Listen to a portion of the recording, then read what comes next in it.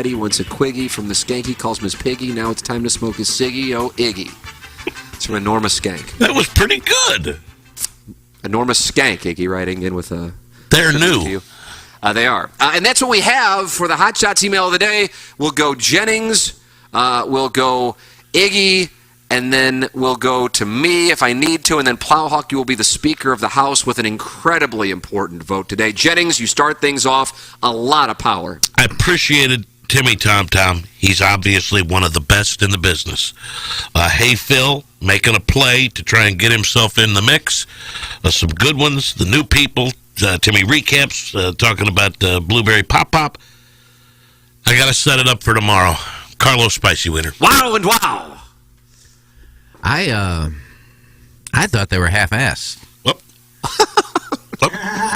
Compared to what normally Spicy Wiener and Tom send in, they're kind of half-assed. I'm just going to go Enormous Skank.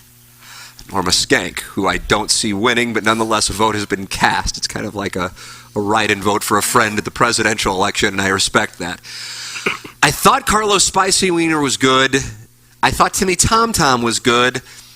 I thought Hey Phil was really good as well, and I'm torn because I don't think anybody mailed it in, so to speak, but I don't know if anybody really stood out. And therefore, I'm going to go with Carlos Spicy Wiener, and now we have a showdown for tomorrow. That's what it's all about. I mean, this is, I don't know, this is exciting. I mean, it's exciting. I'm in tomorrow. I am fired up. I don't know if I can sleep tonight now. Well, you may have Jonas Blix. I mean, if DJ Gabe 911, now DJ Gabe 911 cannot win. Hey Phil can force a tie, and then a three-man playoff on Monday. But DJ Gabe 911 is mathematically eliminated. But if DJ Gabe 911 were to email and win tomorrow, we would still have a two-man playoff on Monday between Carlos Spicy Wiener and Timmy Tom. Oh, I mean, what? This is fun. This is fun. You're watching two people competing. Jay, does it remind you of like Tiger and Sergio? Was that 99? 99 in Chicago. Yeah. Where everybody was firing. Sergio with the run and kick. Yeah. Yeah, this is, as Iggy said, this is going to be tough to wait, but I'll be able to make it till tomorrow. You will be able to make it. I hope. You will be able to make it. I will look forward to Cletus's text kind of breaking down the West Regional of the Fan Page Club Championship at around 7:30 tonight. Rosalitas know that a fun happy hour and scenic patio go together like fresh guac and chips. So take advantage of their covered patio this fall and winter at their De Pere location and enjoy happy hour specials Monday through Friday from 3 to 6. Their sparkling margarita is made with Chambord raspberry liqueur and topped with a bottle of rosé Prosecco. They also have a variety of delicious margarita flavors, including mango, pomegranate, and blood orange, all made with top-shelf tequila and Cointreau. With phenomenal service, great margaritas, and a breathtaking atmosphere, there's always a reason to come to Rosalitas. You've heard us talking about Mark Hanna from Evergreen Wealth Strategies. Mark and his team provide a personalized, holistic approach discussing cash flow, liquidity, debt, investments, insurance, taxes, and they pull it all together into a strategy that fits for each individual client. Start the new year off with a judgment-free conversation with Mark Hanna. Visit evergreenstl.com to learn more. Mark Hanna offers securities through Equitable Advisors, LLC, member FINRA, SIPC, a broker-dealer. Equitable Advisors, LLC, an SEC-registered investment advisor. Evergreen Wealth Strategies is not a registered investment advisor and is not owned or operated by Equitable Advisors or Equitable Network. Hey, this is Tim McKernan, and I am here with a great TMA sponsor, and that is Longo Biggs Injury Law Firm. And you may hear a bunch of out-of-state law firms advertising here and there all over on billboards and so on and so forth.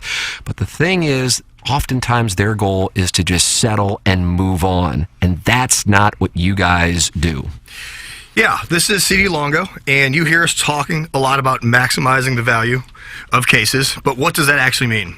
Well, as Tim said, there's lots of personal injury lawyers in St. Louis, and everyone handles cases differently. We focus on getting the highest dollar amount for your injuries, not just getting a resolution quickly. We're constantly tracking all the settlements and verdicts in the area. This helps us advise our clients on whether a settlement offer is too low. And if the amount of compensation being offered is too low, we are happy to file lawsuits and proceed to trial to ensure our clients receive an amount that is fair. Visit our website or Google us at Longo Biggs Injury Law. The choice of a lawyer is an important decision and should not be based solely upon advertisements. Live from the Michelob Ultra Studios, KPNT-FM HD2, Collinsville, St. Louis. This is TMA All Day. Rise and shine, St. Louis. It's the Brown and Crouppen Morning After on KPNT-FM HD2, Collinsville, St. Louis. At the Morning After STL on YouTube and on TMASTL.com with Tim McKernan, Doug Vaughn, Iggy Strode, the Plowboy, and Action Jackson. 7:07 in St. Louis. You are listening to the Morning After, presented to you by Brown and Crouppen. Welcome, Doug, to January 4th, 2024. Well, I'm thrilled to be here. Just absolutely thrilled. I don't like the little colder weather, but, I'll get through it. Is today colder than... It's low. Well, I think it's upper 30s now. It hits you hard, like the time I get up and out. It's like the dead of cold. Yeah. Like the coldest it could possibly... You're getting up at 3:30 or something? I get up about 4, Oh. 5-minute shower and teeth brush out the door. About 4:15, 4:08. Is your car in a garage? No, I've never actually parked my car in a garage. What about a in my carport? Those life. are nice. See, we had one in a Webster Groves. Did that come off as a brag? It did. Yeah. Off of Chamberlain, there's this old Super 8 motel turned into an apartment. Yeah. Horrible. But we stayed there, and the reason we went there was there was a carport with 2 parking spots. 2 slots. 2 slots. So pumped. Get covered. Yeah. Come to find out after the fact, my Jeep doesn't fit in the spots. Oh. So I didn't even get to park there. So I've never parked in the garage. I'll take a Super 8. It had a pool, but then the grill got pushed in it by a tenant that got kicked out. So then we just had a grill on the bottom of our pool for like a month. I have a neighbor who bought a nice new pickup truck, was so excited about it won't fit in his garage. It's too long. He was crushed, crestfallen. You can tell your stories of carports, 314-881-TMA5. And you are also welcome to call in. We took a couple calls yesterday. Doug, caller Adam was on hold. Caller Adam, that was not Jackson's fault that you weren't on the air. I didn't see it. Jackson texts me to let me know when people are on hold, and I just didn't see the text. So, caller Adam, Doug, I know you wanted to hear from him. Not really, no. Yesterday, he did call in, 636-9004 TMA. We haven't had a lady call in yet, which is a little surprising. Yeah. But we have had one email into the program, and she has been on the air before. She sent it to, I believe, all of us, if I'm not mistaken, in our Hubbard email. And I got them blocked. You got those blocked, so you did not see it. I didn't see it. Is this caller Ellen? That's a school teacher? Was she a school teacher? Okay. No, this was just sent to me. I apologize. Okay. Remember that Joe Pesci? Was that Lethal Weapon 2? I don't know. Lethal Weapon 3? You want to say, okay. I thought that was McConaughey. Okay. No, that was all right. Oh, okay. I think Family Guy did it. Okay. I'm not kidding. I know that's a joke, but I think that is. Okay. Congrats, Mizzou beat Ohio State. I don't think I've necessarily been running around celebrating that, but maybe. Tim, you need to calm down. I mean, it's a bull. I do think this helps the program as a whole here in Missouri, but they didn't really beat Ohio State. They won a bowl game that really only mattered to one team. Happy New Year, boys. That's from #Buckeye Girl. Is she the school teacher? Buckeye Girl. No, when you said she emailed all of us, I thought you were talking about that Brianna Coppedge's friend who emailed and said she wanted to come. Or Erica Swings. I think she emailed Jackson, said, I want to come on the show. Jackson? Who's this? Erica Swings? Wasn't she the She Shaker emailed Heights? Doug. Yeah. Oh, emailed Doug. She emailed Doug. Is she not the Shaker Heights, like, Buckeye Girl. gangbang girl? No, Buckeye Girl was just we offered like $20 to any girl who called in, and her boyfriend made her. And then Okay. she became Buckeye Girl. Yeah, I heard Cam Wex do that one time, and I thought, we ought to do it. Right. She's trying to take some of the air out of the Mizzou balloon. That's what she's doing. Seriously having a panic attack. What about the Blake Baker news? Is that going to take any of the air out of the balloon? That's crushing. Well, it's not done. Well, no, but I'm just... For those not familiar with it, Blake Baker is mentioned as the top candidate to replace Matt House. And you probably say, who's Matt House? Who is this Matt House, and why is he chirping? He was let go yesterday by Brian Kelly. You know him as a Southern debutante who grinds on recruits. The LSU defense left those in the state of Louisiana wanting more this year. Well, sure. As Wisconsin and their high-powered offense nearly was able to outscore LSU in whatever bowl they played in on New Year's Day. Reliaquist Bowl? There it was. Yeah. And so Brian Kelly blew out the defensive staff, which included former DeSmet coach Robert Steeples. Oh, really? Yeah. Well, this is what happens when you have success. People come after your people. That's exactly right. That's the nature of the beast. But you're going from one D coordinator to another D coordinator. Mizzou is probably going to be better than LSU. I don't know who they have replacing Daniels. And Drinkwitz are probably going to make extension and a raise, so he'll stay. I can't believe Daniels. I'm sorry. I'm just trying to. Sometimes you say names that are Jaden. Oh, okay. That one made sense. That was accurate. Okay. I apologize. I hear Daniels in college football and I assume it's somebody who is calling Chase Daniel the wrong name. Right. Kind of like Brady Cooks was the offensive MVP of the Cotton Bowl, according to the Cotton Bowl representative on the stage. No. And I go, my God, we're back to Chase Daniels and now Brady Cooks, Blaine Gabberts, James Franklin's. Unless it's a huge raise to go to LSU. I mean, why would you leave? Well, his wife went to LSU and played soccer there, and he went to Tulane, so the family has Louisiana roots. Yeah. I was texting with the colonel this morning, and I said, let's see, what did I say, Doug? Here, I'll tell you. Okay. Fun with percentages. This is what Gabe gets from me in the 6 o'clock hour. All right. Jackson gets audio requests. Gabe gets my Mizzou fandom texts. Okay. I'm sure he loves them. Percentage Baker goes to LSU. 50.5. 50.5%. And I said, wow. And he said, wild guess. I said, when do you think it'll be put to bed? I would think by the end of the weekend, if not the end of the week. So there you go. Well, there's so many possible factors. You never know if he's got good friends on that staff, if they pay him a lot more money. Brian Kelly already fired him from LSU. Yeah. More fun facts. You don't know if he doesn't get along with Drinkwitz or if he does. Or He someone raved about else. Drinkwitz when he signed the extension. But some people like things and some people don't like other things. And therefore, sometimes people leave and you can't really figure out why. I think Iggy's right. Like, outside of the connection that Baker does have to the Louisiana and LSU specifically, I think Missouri is a better job for him. You get the number one player in the country at DN. You got a lot of great transfers at the defensive side of the football. And I think Missouri going to be better than LSU. I think it's less pressure.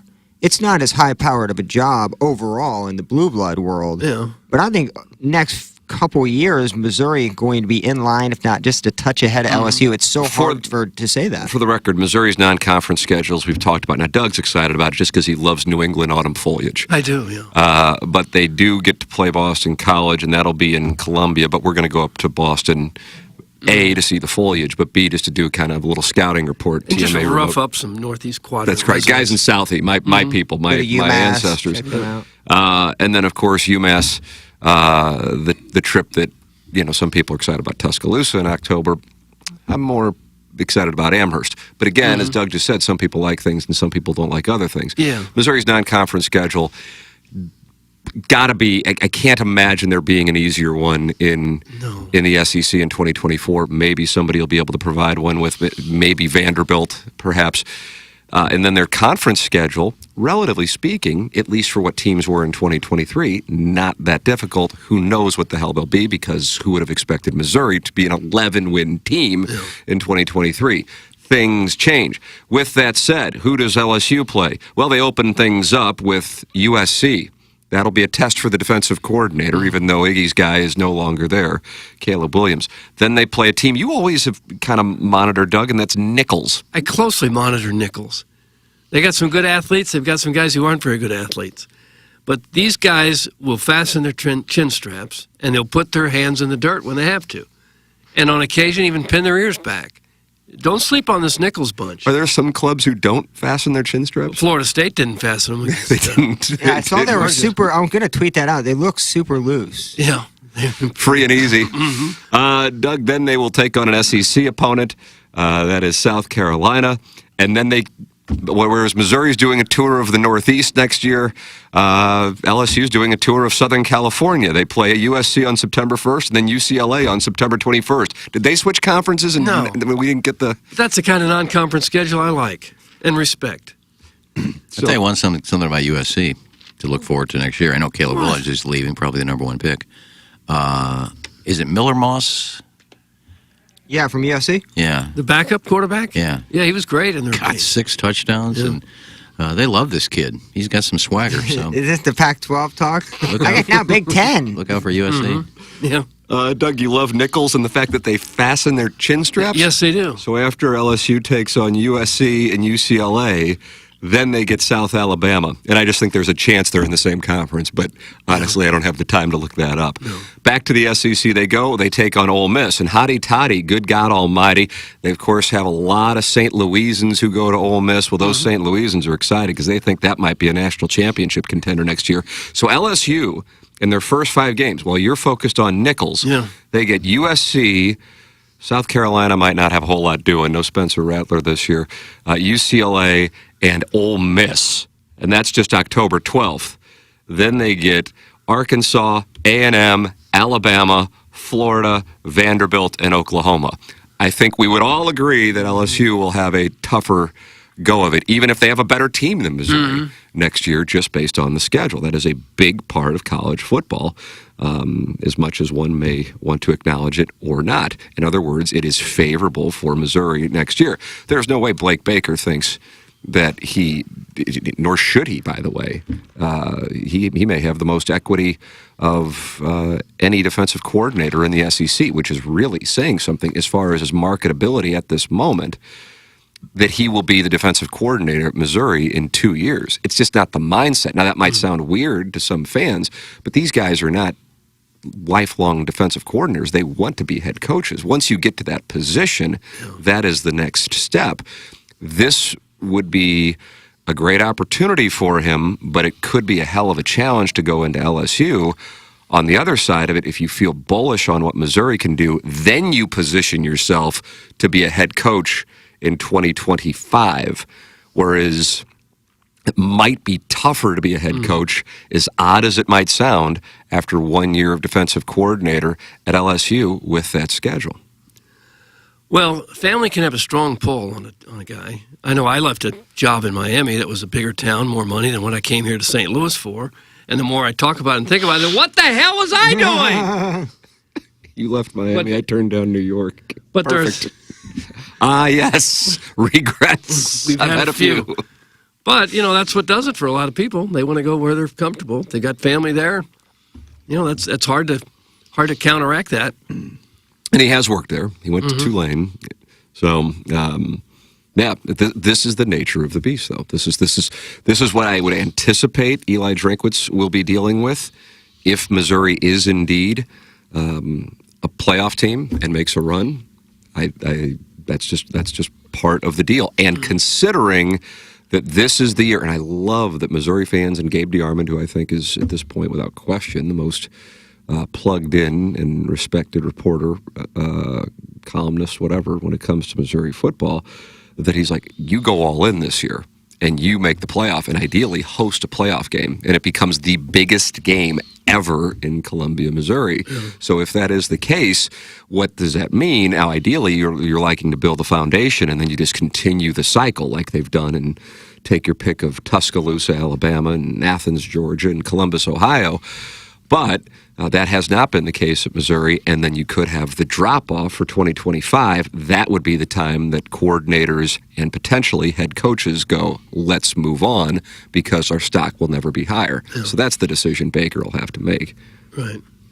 Well, if he does leave, you just have to hope that Mizzou has someone on the staff ready to step up and fill the shoes, or that you're now in a position where you can recruit the next hot defensive coordinator from somewhere else. It's kind of like when you live in Warson Woods. You don't want to end up there forever. You should aspire to live in Ladue next. That's from Mr. Licks. It's just a little bit. You go down Woodlawn just a little bit, it turns into Warson Road, and you're there. Yeah, it's just a short very drive. quick. And then OWCC's off on your left, and you'll see Doug and I getting work in. It's funny. I had an opportunity to go into the NFL then, didn't.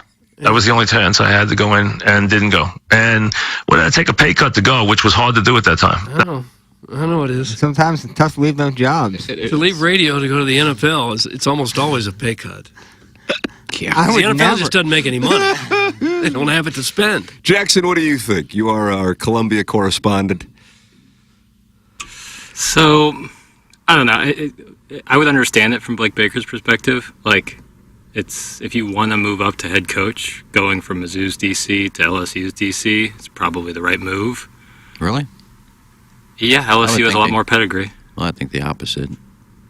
Well, I understand Mizzou is like looking to be better next year, but LSU carries a lot more weight when you just say LSU than Missouri football, and that plays a factor into it. And if you can right the wrongs of what LSU's defense was, which was so bad, and Jaden Daniels was so good, and you can right that, that's a big plus for you. It's a really big plus for you. So I understand it. I don't think it's like the death of Mizzou football next year. I'm not saying anyone's saying that, but there's other DCs out there. I would love Baker to stay, but what Tim said, if you want to be a head coach, you don't stay at DC forever, and you try to find the next best job. So my point on that being, and this is not a shot at anything, it's just an observation, there is no way, and I would imagine even hardcore Missouri fans who hate some of the things I say would agree with this, that Blake Baker and Kirby Moore are on Missouri's staff in 2026.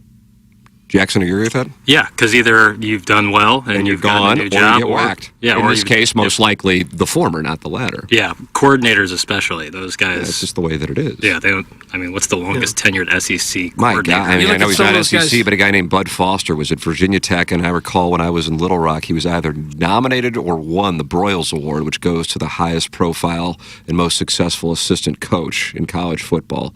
And it was given out in Little Rock, Arkansas, named after Frank Broyles, who had a big run in Columbia, Missouri. Doug, how many years was he? Just a couple, I think. One, actually, but was high on Mike Shannon. Yeah, he should have been. He was, as Missouri quarterback, but he was a legend in Arkansas, and they named that. So Bud Foster was at Virginia Tech forever and never took a head coaching job, and he was Beamer's assistant forever, but then he eventually retired, never being a head coach. Most of those guys in that spot, you look at those nominees and or winners of that award, they're head coaches within a handful of years. Yeah. You look at some of the resumes on those assistant coaches, they move every year or two. Oh, absolutely. Some of them It's have nuts been when to you 10 or Wikipedia 12 those guys. colleges. It's insane. Like, what kind of way is that to live? Were they probably a young family and everything? But if you Worse hit than the military. lottery, then you become a guy who you can go, okay, well, I'm done. I'm Jimbo Fisher, and maybe I'll take something for fun. I don't need to do anything again. That's why they and do even it. Eli Drinkwitz at this point has made enough to retire, and I don't even know if he's 40 yet. Oh, yeah, he'll make enough almost he's dead. in 1 year. It's done. I mean, he's done. He's up to $10 million a year Right, now. you can shut it down. Mm-hmm. Well, the thing is, though, and Tim was talking about the schedules, if Mizzou has another year like they did last year, and with the schedule they have, you would think that's very doable, he's going to be a head coach in 2025. If he goes to LSU and has to try to turn that program around and doesn't do it, he's not a head coach in 2025. So then you're on board with where I'm coming from. Yeah. Okay. Yeah, and nothing against what Jackson said. If he has a great year at LSU, he probably does. But if he has the same year at Mizzou, he's going to have a head coaching job too. Yeah. So there's more of a chance he's going to be a head coach if he stays at Mizzou. You just don't know about the family connection. Sometimes that trumps everything else. That's right. How close was Williams Nuari to Blake Baker? Somebody's been texting in that if he goes to LSU, he thinks Winery goes to LSU I didn't know if because that they was were very close. I didn't know I don't know on that. Jackson, I feel like you were about to chime in. I heard the mic open. And that's fine. Yeah, I don't know. I would be shocked if Winery left. Me too. No, I'm not saying. I just didn't know how. Depleted defense when he's making a ton in NIL in Missouri. Yeah. And Drinkwitz said never wavered once about coming to Missouri. So that would generally surprise me. You don't really commit in August and then switch after a DC leaves. At least obviously we're living in the wild, wild west at the moment, but it's my thoughts. I meant for the future. I think, he definitely committed this year, but you just never know. I didn't know how close he was to Blake Baker. I didn't know what the reasons were he came to Missouri or if he... First he interrupts, then he smacks his lips. The disrespect is astounding. Doug, it's Brian Henshin, who's clearly feeling the pressure of what's going on this week with the Colts and the Texans. Who did I interrupt? Brian Henshin, call in.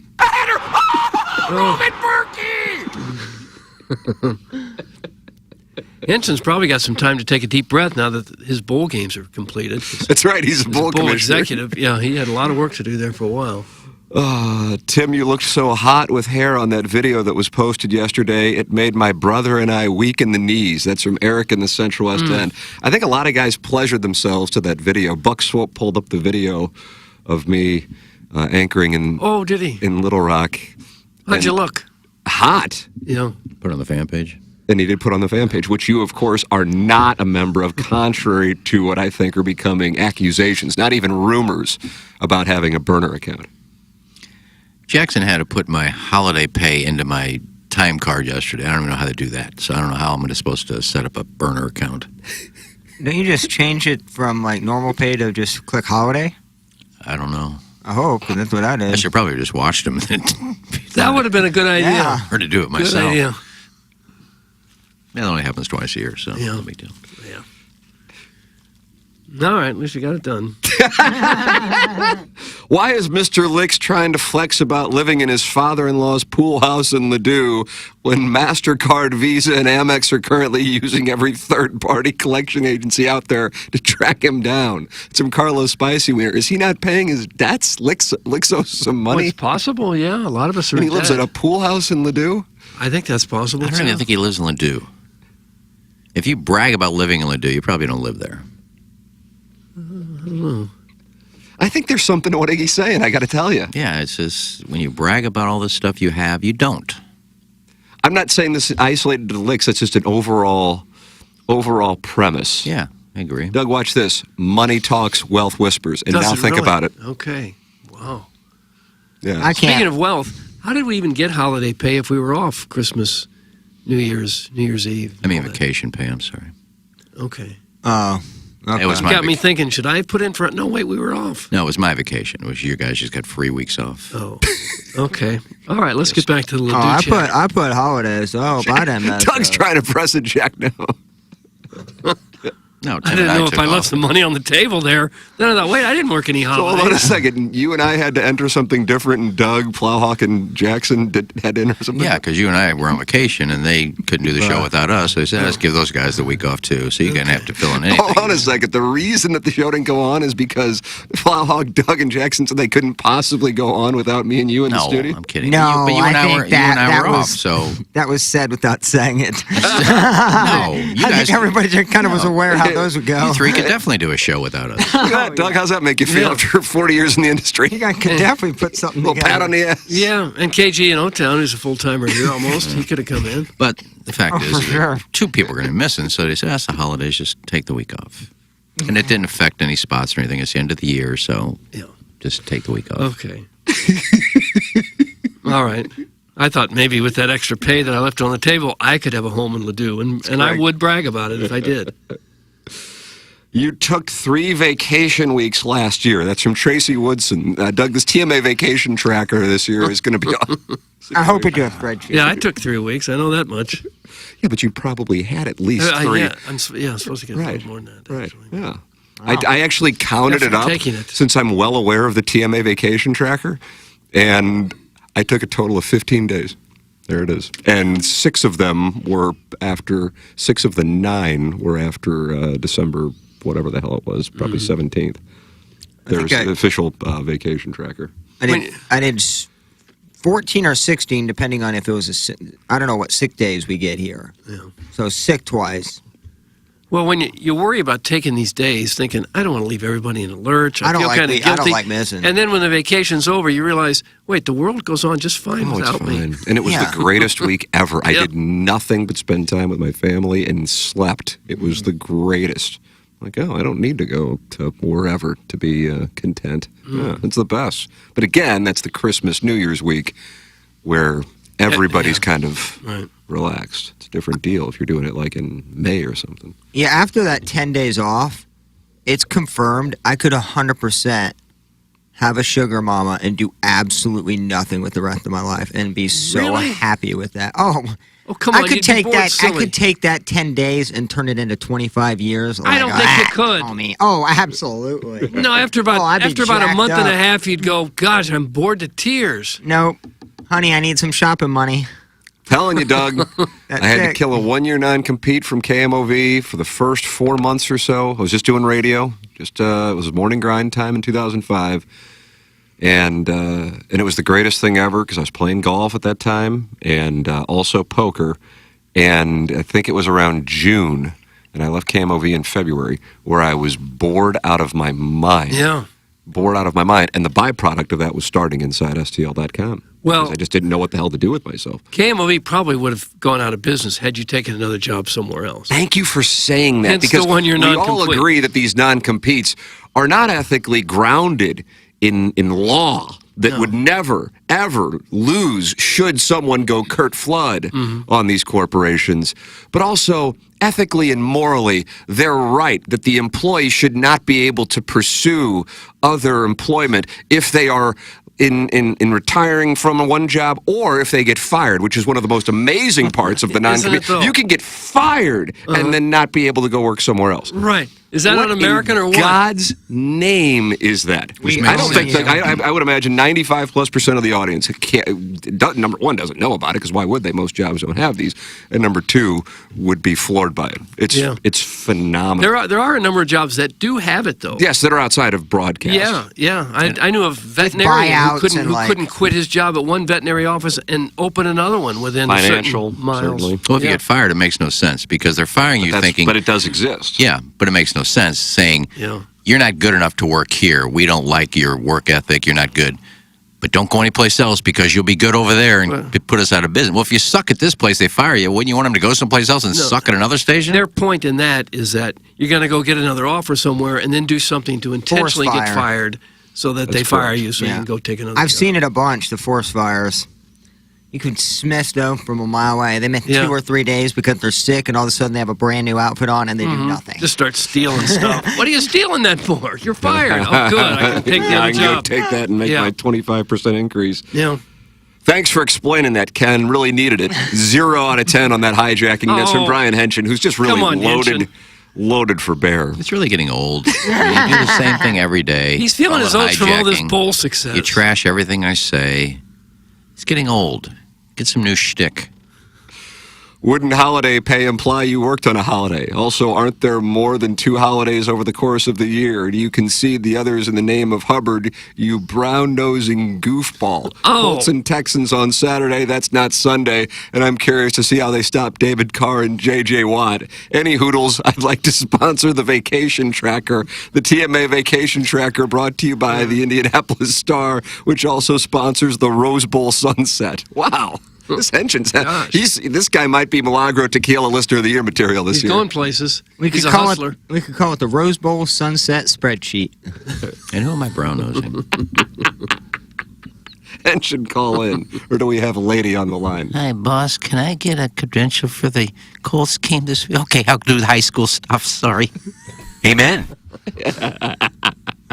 Doug, it's the Munganess, St. Louis Acura, Munganess, Burkhardt, Alton Toyota, 7 o'clock hour, and we bring back the Daily Fantasy Sports Showdown today as we open up the PGA Tour season in a matter of hours over in Hawaii. Munganess sponsored the Daily Fantasy Sports Showdown and also the official automotive provider of TMA and the Tim McKernan Show podcast.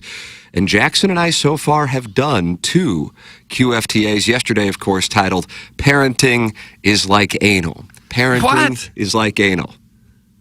Oh. Isn't that what you titled it, Jackson? Yep. It's hard. Why would you do that? Some people enjoy parenting and some people don't.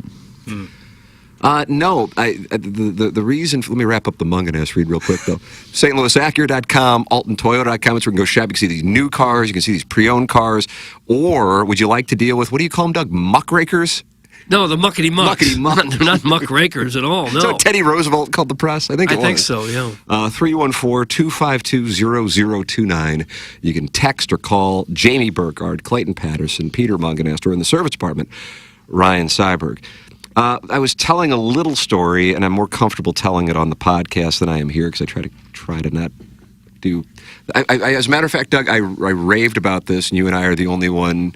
Although I do think there's a chance Iggy has children, but you and I are the only one who have raised children to date on this program. But I think that Plowhawk will probably, although it doesn't sound like you're certain. No, now you're engaged, though. We're in it now. You're now in. Oh, big announcement. Well, we've been on the fence for. Wow. We're in environments where we see kids around and we think of the experience, and I think we want that experience. Sure you do. This will be your 4th kid then.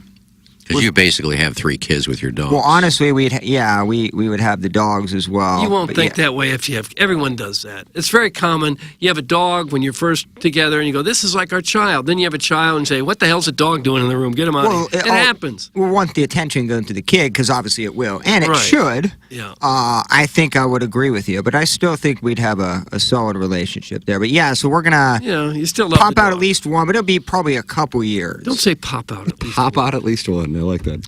I think Madison would like that term. But I think I'm sure she'll be thinking that way when she's in labor. For my parents and her parents' sake, too, I know that's not the reason why we're doing it. Certainly, we want to do it on our own and no pressure for them.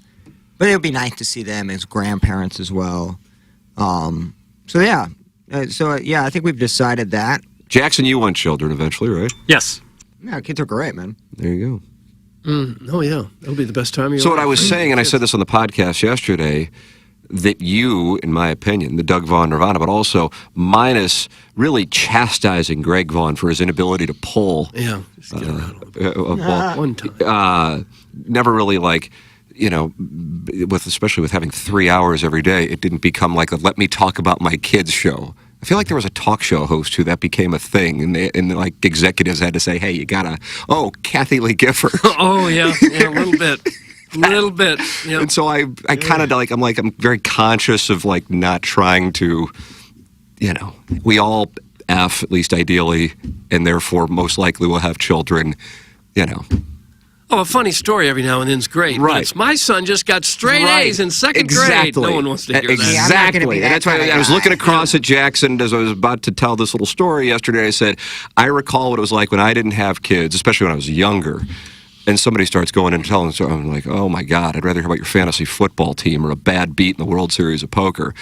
And then even if you're married, you don't have kids, you're like, oh my God, holy crap, I just don't care. But in this particular case, I was just telling a little story about how I was going to hit golf balls in a simulator a couple days ago and brought my son. It was his last day of Christmas vacation. And I said, you don't have to hit balls. I don't care if you play golf. It's probably better if you don't. If you do, great, whatever. And so I just kind of, I don't give a damn. Watch my phone while we go, but at least, you'll be getting out of the house. And then sure enough, we get done, and it's 35 degrees, and we're walking out. I'm planning on going home. It's like 4 o'clock, and he goes, let's go play some holes. And I'm going, what in the hell? Where did this come from? So how does that tie into anal sex, you ask? Yeah, reasonable question. Because... I hope it doesn't. And I don't know how many bottoms we have in our audience. I know we don't have any women. All of them that are texting in right now. All of the texters are bottoms? 100%. Jackson, there's the title of this segment. It's a top free zone. The art of receiving anal is counterintuitive, and that's, you have to actually push in order to relax the muscles to accept the strap-on. Or, if you're lucky enough, the ween. And what I was observing there, even though it was not strategic, is that by going, hey, I don't give a damn if you play whatever you want. I really don't care. It's probably better if you work on, like he loves Legos. That's probably going to be better for you down the road than spending a bunch of time on a driving range like your father does.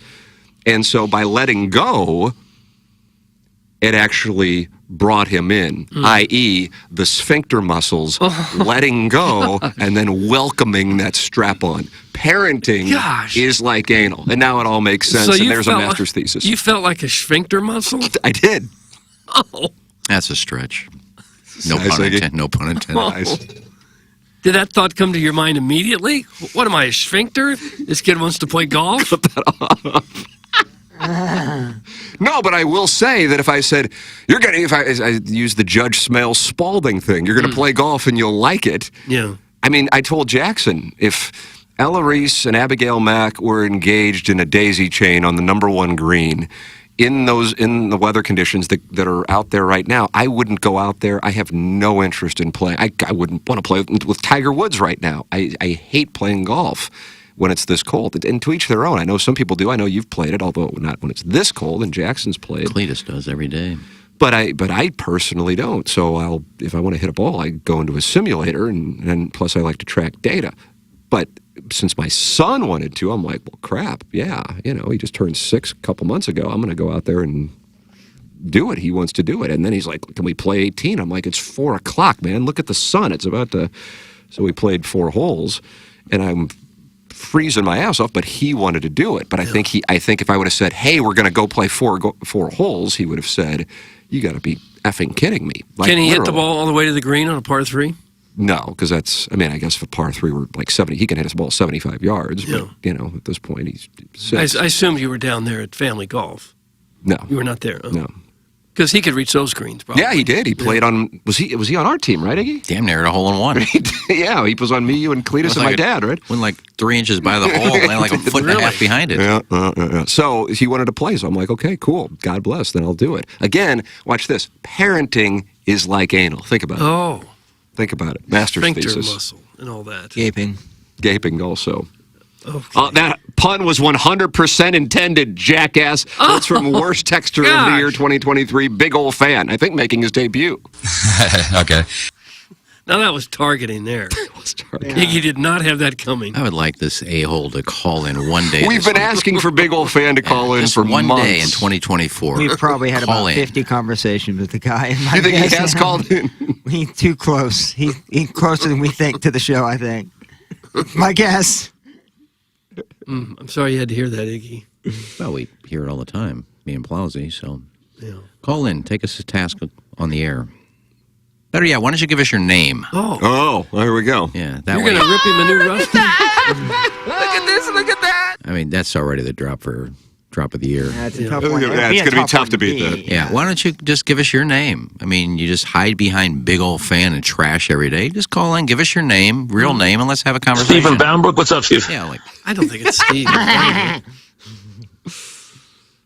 just a suggestion to you, Big Ol' Fan. Quit hiding. Kingsley? Tension sucks. Him and KG can go suck a hammer. Team Strode for life. That's from Little Judy Suckins. How about that, Iggy? Little Judy Suckins. Well, it's not a either or. Sucking a hammer probably pretty easy depending on what end. Ball peen or claw? Ooh, you gotta have the claw would be a tough little battle there. And then 2 texts above Little Judy Suckins is Brian Henson saying Big Ol' Fan sucks. Anyways, happy birthday, Kevin Miller. That's Brian it's his Henson. birthday. And he won. Did he win Fan Page Member of the Year? I don't know. Back to back. Oh, Wow. he did? Kevin Miller did? Yep. Back to back champ. And he That one, posts yeah. a lot of his food, is that right? I thought A lot of crotch shots. Kyle Meyerkoff kind of got screwed, but Yeah, when you post, Give him no 45 times a day, there's a lot of stuff you can look at. No, I guess. he's proficient. He'll Prolific, sometimes I guess. post just like old 60s actors and tell little stories. I but it's always like enjoyed a 4-photo post. Yeah, big fan. 2 don't make sense. I like Kevin Miller a lot. One is like a hot dog on his lap in the car. When I was on there, was always taking shots at his dog for some reason. At his dog? And he still Yeah. does that, yeah. Have you thought about getting back on there? On where? The fan page, what we're talking about. I was talking about a dog. On the fan page. No, I don't miss it at all. Damn pay. Okay. I See, don't know that's why, what we were but that talking about. makes We me were talking laugh about every Kevin time. Miller being fan. Well, I page member of the mentioned he year. always posts dogs. I don't know what he does now, but he always used to post, I get home to have dinner and look at this thing. And it's a dog sitting at the table or something. Well, I enjoy dog posts myself. Tim, did you see what happened on the fan page last night? I love Kevin Miller. Yeah, Tim, you are right as always. As a parent, you have to open up and let things be. Just like I open up and let the finger queen check my engine. Oh. It's for the better good. You like that? It's for the better good. I don't like It's it, from no. Buzz. Buzz, yeah, another lying finger story. So you don't think he's really getting fingered? I think everything he says now is fake. Wow. Oh, gosh. Declaration of war on Buzz in That is- 2024. He was a favorite there for a while. Yeah, then he came up with that one story that made no sense whatsoever, just trying too hard. The doctor? Yeah, no, that one was, we all believe that one. But then I don't know what it was. He made up a story about a threesome, and we poked holes in it. Textures Wasn't there poked like an holes in android it. up in Bud at one point? Oh. Like, Oh, that's yeah, what he I said was- his buddy shoved a android up his ass. Out of all the A things phone, that yeah, probably he are said right he's- next to their bed. Yeah, he said he shoved a phone up his ass. And I said, it's impossible. Well, what are you going to do with it? Never. And then they started berating me. His friend was just so drunk, and he kept coming up to the table. I am the guy that shoved it up. It's true. Go away. Yeah, you didn't want to hear that. He didn't I like it when you call me Big Papa. He didn't like it when I said go away. Who do you want to call you? Who do you want to call you Big No, Papa? that's from a song. Biggie Smalls. Yeah. Rest in peace, Chris Wallace. Doug, there are a lot of people active in this YouTube chat, and it's wonderful to see the YouTube chat active this morning. Short King Strode, Midwest Butt Bandit, Don PP, Nathan Tallahassee, Ryan S., Eric Bishop, Carl Pelker, amongst others in there, and you are welcome to participate. YouTube.com/TMASTL. Jackson and I go live on the TMASTL channel on days where we don't have sound stories, and we can do it. And there are 2 sound stories today. You have one, and Frank Cusimano over at KFNS has one. I have one off campus. Yeah, you're off campus, so then the studio will be available. Correct, yes. Yeah. You do have an off-campus. Yeah. Good things. Both are off campus, because one's over at KFNS with Frank, campuses. and one's off campus because of the elevators. How about this yesterday? Well, you guys witnessed it, but I don't think, holy crap. I talked about it at the start of Balloon Party. So Doug's asking me as we're leaving, and I'm getting ready to go down the hallway and deal with the situation. I guess I need to call Peter Repp, who's general manager of Sound Story, to reschedule the Sound Story because the person Doug's going to be interviewing is in a wheelchair and has come here once, and we had to call the day of, I think, to reschedule a second time because the elevator here has been out for, I don't know, I mean, I think it's 3 weeks. I think it's 3 weeks. Wait a minute. Yep. And this is a building issue. This isn't a Hubbard issue. So, no need to blame Iggy or the plowboy for the elevator situation here at the radio station. But it's a part they couldn't get over the holidays. Is that what it is? Yeah, there was some part they needed, and they couldn't get it over the holidays because everything was closed for the holiday week. So they said after the 1st it'd be fixed. So Could you get into your wood shop and maybe make a part? That's a nice question. I don't know. I mean, it's broke every other week, so it don't matter. Doesn't matter. Doesn't matter. And it's not a Hubbard thing, no. It's the elevator people. Yeah. So Let's they take them needed to task. So they needed a part, and it wasn't available. So either way, it's been 3 weeks. I would imagine that's probably a record in some capacity here. I mean, usually the thing's fixed within hours of it going down. Yeah, it is usually. Whatever. So neither here nor there. So Doug's asking me this question as I'm walking out of the door that, if you're watching on YouTube, is right behind Iggy, and I'm sure plenty of you have never seen the YouTube, and there's a door right behind Iggy, and then we walk out and make a right, another right, and then we're down at 101 ESPN. As Doug's asking me the question, market manager John Kiowski is happening, I mean, just like running a post pattern. Mm-hmm. He's coming right across to go into the break Travis room. Kelce over the middle. Perfect. Yeah. Perfect. And of course, I'm Patrick Mahomes. And so just because I see him and right behind me, you're asking me that question, I say, hey, John, is the elevator fixed? Just not even thinking anything of it. Mm-hmm. And he goes, yeah, it's fixed. I just keep the sign up saying it's broken so people get their steps in for fitness purposes early in the year. Oh, God. Oh, my God. Took you to task. It was so... And he goes, what a dumb question. And I go, my God, the timing of that was so brilliant. Yeah. Because it was a horrifically dumb question. Well, furthermore, having been in a spot, all being managing probably, I'd gather about 100th of the size of the revenue that he's managing, and you're dealing with a headache that I'm sure is driving him up the wall because it's out of his control. But then everybody asks him about it. I've been there again, 1/100th. And then somebody 3 weeks into it goes, hey, is that fixed yet? Mm-hmm. You're probably, with the benefit of hindsight, not necessarily in a good place about it, especially when some dumbass opens up the door to his HD2 studio and says, hey, is that fix that. If it's not fixed, get even it though fixed. there's a sign saying, but I always take the steps anyway, so I have no idea if the thing's operating or not. But, yeah, I thought at that point we all might be let go, or I'd just be let go. Right. And we thought that yesterday could have been the final balloon party. But, Jackson, I guess we're back today? I haven't heard otherwise. So. And so what is lined up for today's show? Because Doug likes to monitor it. So much. I mean, I don't know if an hour is enough, but we'll have the Willow Piddles Thursday Thoroughfare. Which means what? It means exactly what it says, Doug. It's a thoroughfare. You know, you come on in, you don't know what you can expect, but you know it's going to be good. So you got nothing. It means you got nothing, and whatever you can think of at the last minute, that's the show.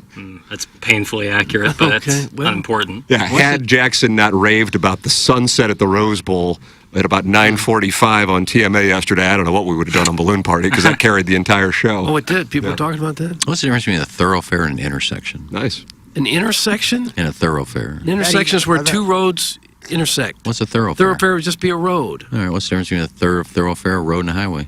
Probably nothing. All right, well, then get rid of thoroughfare. It's hard to say. Wow, there you How go, about Jackson. Change it up. Boulevard and avenue. You want those stricken from the record also? What's that? A boulevard and an avenue. Who are you, Alfred Einstein? Well, those are streets. I'm just going to call this one Ken's Mix Bag. Well, so is a thoroughfare. No, it's nothing against your title. I just don't know why you have to use road, thoroughfare, highway. Lane. Get rid of two of them. Too late. Sorry, Ken's Mix Bag, baby. A Spanish-speaking woman. I really, really, really do. That wasn't a shot at your title of your show. It was horny as hell. It was. There's too many words that don't need to be used. Why do we park on a driveway and drive on a parkway? So you're saying we should simplify, consolidate some of the Yeah, not you using vernacular? it. Just dictionaries. There's too many words. You don't need them all. Well, most people are kind of okay with it. You can use words in different ways. There's different Starting to words become to describe. attracted to my wife's father. Colonel. Forgot about the Colonel, too. Colonel following up, by the way. This is when Gabe thought on Friday night after the Ohio State game that he could kind of ride into the sunset. Yeah, he had to go to Mizzou Arena and watch the basketball team play Central Arkansas. But you know what? It's kind of like going to a hockey game. You have an idea. It's not going to be a long day. He knows most people don't give a damn. And he can kind of exhale. And now, even after the contracts are signed by Drinkwitz, Baker, and Moore, he's right back in it. Yeah. Like Michael Corleone in Godfather Part 3. And he's dealing with it. I said, is there a Baker-Winery connection? He said, I mean, he's the DC, but he wasn't the main recruiter. But I've learned in the last 3 weeks that Notre Dame and LSU are lateral moves at best from Mizzou. So there's that. Colonel's getting frustrated. Oh, yeah. Yeah, because that's not the... It's true this year, not in the grand scheme. But if I'm Blake Baker and I'm going to a job next year, or like a head coaching job in 2 years, I think I'd stay where I'm at, try to get a playoff run. You may have a better chance at that playoff run out of that schedule that Tim read earlier with Missouri. Yeah, they got an MFR of a schedule. Yeah, that's up there with Georgia's next year. You probably take dude, I thought that was fake. The one that I was reading? The LSU schedule? No, the Georgia Oh, the one. Georgia schedule's sick. Dude. Michigan's too. Michigan plays, I think... They play Texas. They in play addition Texas, to Washington. USC. Yeah, USC. I mean, they're all in their conference. Washington, yeah, they're... Oh, my God. I love the Big Ten now. Completely changed. Yeah, how many teams are in the Big Ten now? 16? 16? Are they up to 16? It was... They just added 4. Yeah, then it's 16. 18. They got 18 now. Yep. Big 18. I can't believe that. Flowsy almost choked. I almost choked. That's so many teams. And I love that Big Ten map when you watch the Big Ten Network. They do that intro. They do a map. Yeah. And there's a map. I mean, you have to show the whole... It starts to the furthest west, has been Lincoln, right? Yeah, and now we're just going to have to start shoot over the Pacific California Ocean. to New York. They're going to have to go in divisions, right? A West Division with Washington, Eventually. Oregon. Why don't they call it, USC, how about UCLA? this, Legends and Leaders? No, don't do that. I don't see, that was the dumbest thing they've ever done. Yeah, well, they went got the Big Ten They knew with that. They got away from that. Where did the other teams that were left behind in the Pac-12 go? It's the Pac-2. I mean, there's 2 Oregon teams State left, right? and Washington State are going to play in the Mountain West. Yeah. Not like full-time. I think they're going to play their schedule, though. Feels like a bridge. And Arizona State went to the Big 12. Where'd they go? Yes. Crickets. Did you see They went somewhere. If I had to bet, I would bet Big 12. Okay. Big 12 for 2024. They'll have 16 teams in the Big 12, including Arizona, Arizona State, Colorado, and Utah. How about that? So that's a better conference than it was. That was a nice pickup for them. And for a conference that was on the ropes there for a while. And Arizona is trending right now in football. Big by the time. way. Did you see the flying under the radar trending? Bear down.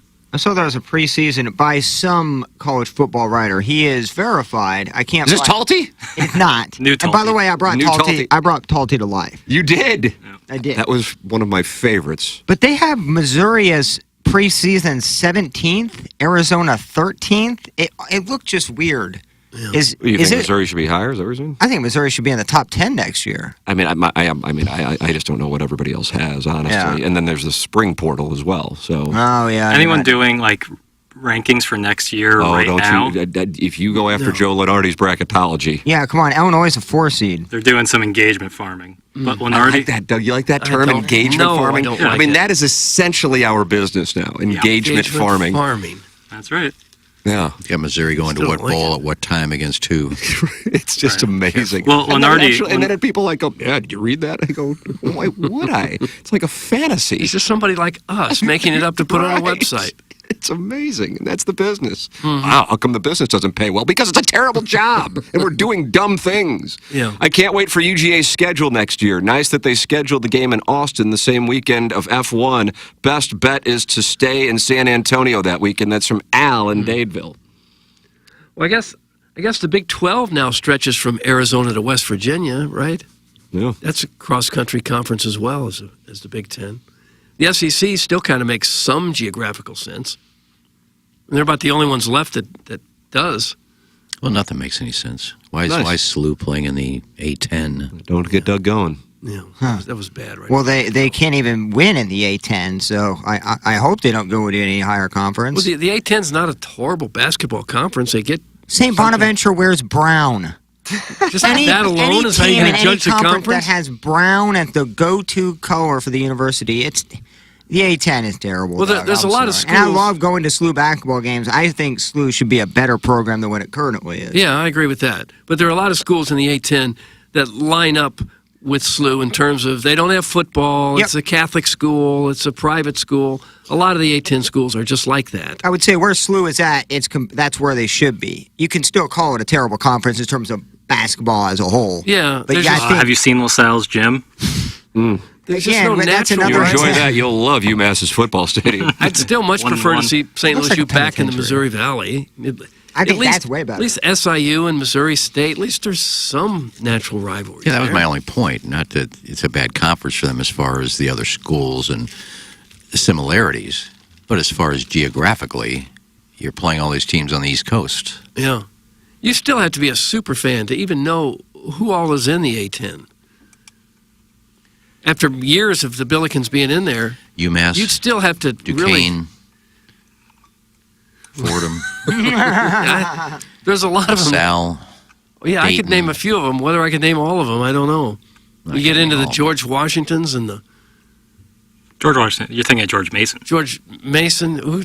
See, isn't George Washington in there? They're not. Mm-mm. Nope. You know, Oh, yeah, they are. They are. By Jarvis, the job he's doing at GW. Yeah, they're there. St. Joseph's. Yeah. See, I think college football, I think they should just scrap the NCAA and have players have contracts with universities.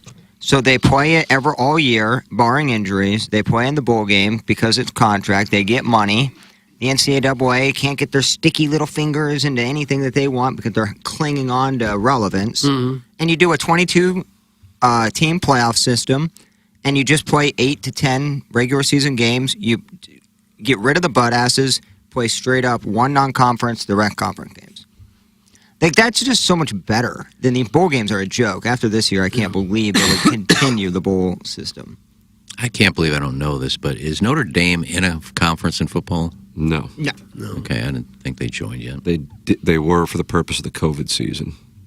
They were in the ACC. They get play that- an ACC. Yeah. They get that NBC money in football, so they don't want to share it. And I wouldn't if I were them either. Yeah. Doug, why don't you tell me about Brown and Crouppen, because if memory serves, they are the title sponsor of this presentation. They are, and we've grown to love them already. We have one of them in once a week. Oftentimes it's Ed Herman or Andy Crouppen. Terry Crouppen has been in. They're all delightful gentlemen, and they love the chance to represent you if you should have a potential personal injury case. And if you've heard them talk, you know that you would like to work with them. Great guys, absolutely great guys. Brilliant attorneys, been around for a long time now in St. Louis. Their law firm started here in 1979. They got a new office down there in Soulard. Brown and Crouppen very much a part of the community, and they value that. They do, what's that? Oh, down the hill? Yes, they are on the hill. said I said Soulard. Soulard. Okay. Well, I'm glad you corrected that. Thank you. Because it's a fabulous new building down there on the hill. I just drove by, and I still call it Soulard. But it is the hill. It's right across the street from Iggy with a Mergazzi's. step back jumper. Nice going, Iggy. But they're part of the community, not just in the hill, They're also, probably sometimes they dip their toes in Soulard as well. I think that's what I was getting at. They're involved in many charities, some of them involving Soulard charities, everything from Annie Malone and Sister Strut to Stray Rescue. If you think you may need Brown and Crouppen services, call them at 314-222-2222. That's 314 all twos, or go to brownandcrouppen.com. Make sure you let them know you heard about it here on TMA. Why would you use Brown and Crouppen? Oh, I don't know. They give you a free evaluation. They work on a contingency basis, no upfront costs at all to you. If you don't get paid, they don't get paid. And they've won more than $1 billion in compensation for their clients. They are the go-to personal injury attorneys in St. Louis. That's Brown and Crouppen. There it is, and James Carlton, a loyal sponsor of this program and the Tim McKernan Show podcast, for that matter. And Jackson and I will be live again today at 11:15 on the YouTube TMA channel. 349 five-star reviews for James Carlton of the Carlton State Farm Insurance Agency in Webster Groves. Plowhawk's a client, I'm a client, and you can become one as well just by going to carltoninsurance.net. One of the reviews right here, it's from Lisa David, and she says, I am very happy with the service I received from this office. I especially loved that I could handle almost everything via email with the exception of one phone call. See, some people just don't want to get on the phone. I understand that, and that's what God, I don't know if I have, outside of talking to James, I don't know if I'm ever on the phone with anybody there, and I've been with him for 5 years now. Catherine was quick to return emails and answer my questions. I'm so pleased. There's another endorsement from a client of James Carlton. The number is 314-961-4800, to go online at carltoninsurance.net. One of the best conversations I ever had was with my father, about 6 years ago, and he said, you got a responsibility now with a child to make sure that everything that you have when it comes to money, insurance, is with the best people and not just with people who you're friends with. And I go, God, that just makes it, that's not about, having an awkward conversation and parting ways with somebody. Sometimes you got to do it. You know what you do? You just walk up, sorry, it's over. You didn't do the job. Yeah. Make the switch to James Carlton, 314-961-4800, and you will experience the difference that he and his office provide. 314-961-4800. Go online at carltoninsurance.net. Send your emails in for our Design, Air, Heating, and Cooling email today, the morning after, at InsideSTL.com. The morning after at InsideSTL.com. Design, Air, official HVAC provider of TMA and the Tim McKernan Show podcast, sponsor of our email of the day. If you run into any issues with your furnace, go to designairservice.com and work with the great Seth Goldcamp and his staff. Send your emails in the morning after at InsideSTL.com. Buck Swope and Brian Henshin, Bowl executive, with wins so far in 2024. Coming up, Plowhawk, it just popped up in my timeline yesterday, the Rory McIlroy comments. I actually went and watched the interview last night. It's on a program, and I guess it's over in, I don't know if it's in Ireland or in Great Britain, but either way, it's a program called Stick to Sports, and I think it's on the Sky Network. Stick to Football. Stick to Football, yeah. I looked at it, it's only like, they have like 19,000 followers or subscribers. Is that right? Because it's such a good show. Yeah, because I was surprised that he goes on something like that really doesn't have a huge following, but I mean, he's a big, soccer, they call it, of course, football fan. And Roy Keane's on the show, and I'm sure soccer fans know all the guys right away. I didn't. But the interview is so good. And you can watch all these podcasts now on YouTube. I mean, I wish like hell when I started my podcast and all the great guests that the Sea Monster was booking. Holy crap, that we were on YouTube, because people would be able to go back and watch those things. You can, of course, listen to them, but it's a lot different being able to watch these things. Because I've been doing that with Stern Show on Sirius, and now in the Sirius app, and now you can watch all these things on YouTube. So I went back and I watched it last night, and these guys really hit him with some questions, and it wasn't done in an unfriendly way, but because it's a loose atmosphere, I think he really had some self-reflection and honest answers. And then what he said yesterday in this interview, which again you can watch on YouTube, and it's called Stick to Football, and it's the Sky Sports Channel or Sky Network, whatever the hell it is. Phil Mickelson tweeted a response to it this morning, and we will play a couple of clips because, Doug, I think what you're about to hear may surprise you. Oh, will I be shocked? And is my family at risk? And your pets. And your elderly neighbors. I should check on them. Check on the loved ones. That's exactly right. Should I wear a hat? Well, you don't need to anymore. I always do, but you don't need to anymore. Put the mitts on, though. Those mitts brought to you by EDF. It is coming your way. I'm anxious, Plowhawk, to hear what you have to say after you hear these, and then also what Mickelson said. That is coming up next. Also, the return of the daily fantasy sports showdown, all coming your way here on TMA, presented to you by Brown and Crouppen. Live from the Michelob Ultra Studios, KPN-TFM HD2, Collinsville, St. Louis. This is TMA All Day. Here's Action Jackson with 3 more ways to get TMA content. Check out listener rewards on the new TMA mobile app. Watch the show live on the TMA studio cams. Find it at TMASTL.com. Get the podcast on the TMA app. Download it now. Thanks, Jackson. It's the Brown and Crouppen Morning After on 105.7 FM HD2. Rosalitas know that a fun happy hour and scenic patio go together like fresh guac and chips. So take advantage of their covered patio this fall and winter at their Depere location and enjoy happy hour specials Monday through Friday from 3 to 6. Their sparkling margarita is made with Chambord raspberry liqueur and topped with a bottle of rosé Prosecco. They also have a variety of delicious margarita flavors, including mango, pomegranate, and blood orange, all made with top-shelf tequila and Cointreau. With phenomenal service, great margaritas, and a breathtaking atmosphere, there's always a reason to come to Rosalitas. You've heard us talking about Mark Hanna from Evergreen Wealth Strategies. Mark and his team provide a personalized, holistic approach discussing cash flow, liquidity, debt, investments, insurance, taxes, and they pull it all together into a strategy that fits for each individual client. Start the new year off with a judgment-free conversation with Mark Hanna. Visit evergreenstl.com to learn more. Mark Hanna offers securities through Equitable Advisors, LLC, member FINRA, SIPC, a broker-dealer. Equitable Advisors, LLC, an SEC-registered investment advisor. Evergreen Wealth Strategies is not a registered investment advisor and is not owned or operated by Equitable Advisors or Equitable Network. The choice of a lawyer is important and shouldn't be based on an ad. If you're seriously hurt in an accident, you'll want all the money you deserve. That's called justice. But there wouldn't be lawyers if justice was easy. No, justice is not easy. It's fought for and it's won. At Brown and Crouppen, we fight for justice every day. If you want some, call 222-2222. Because at Brown and Crouppen, justice is our business.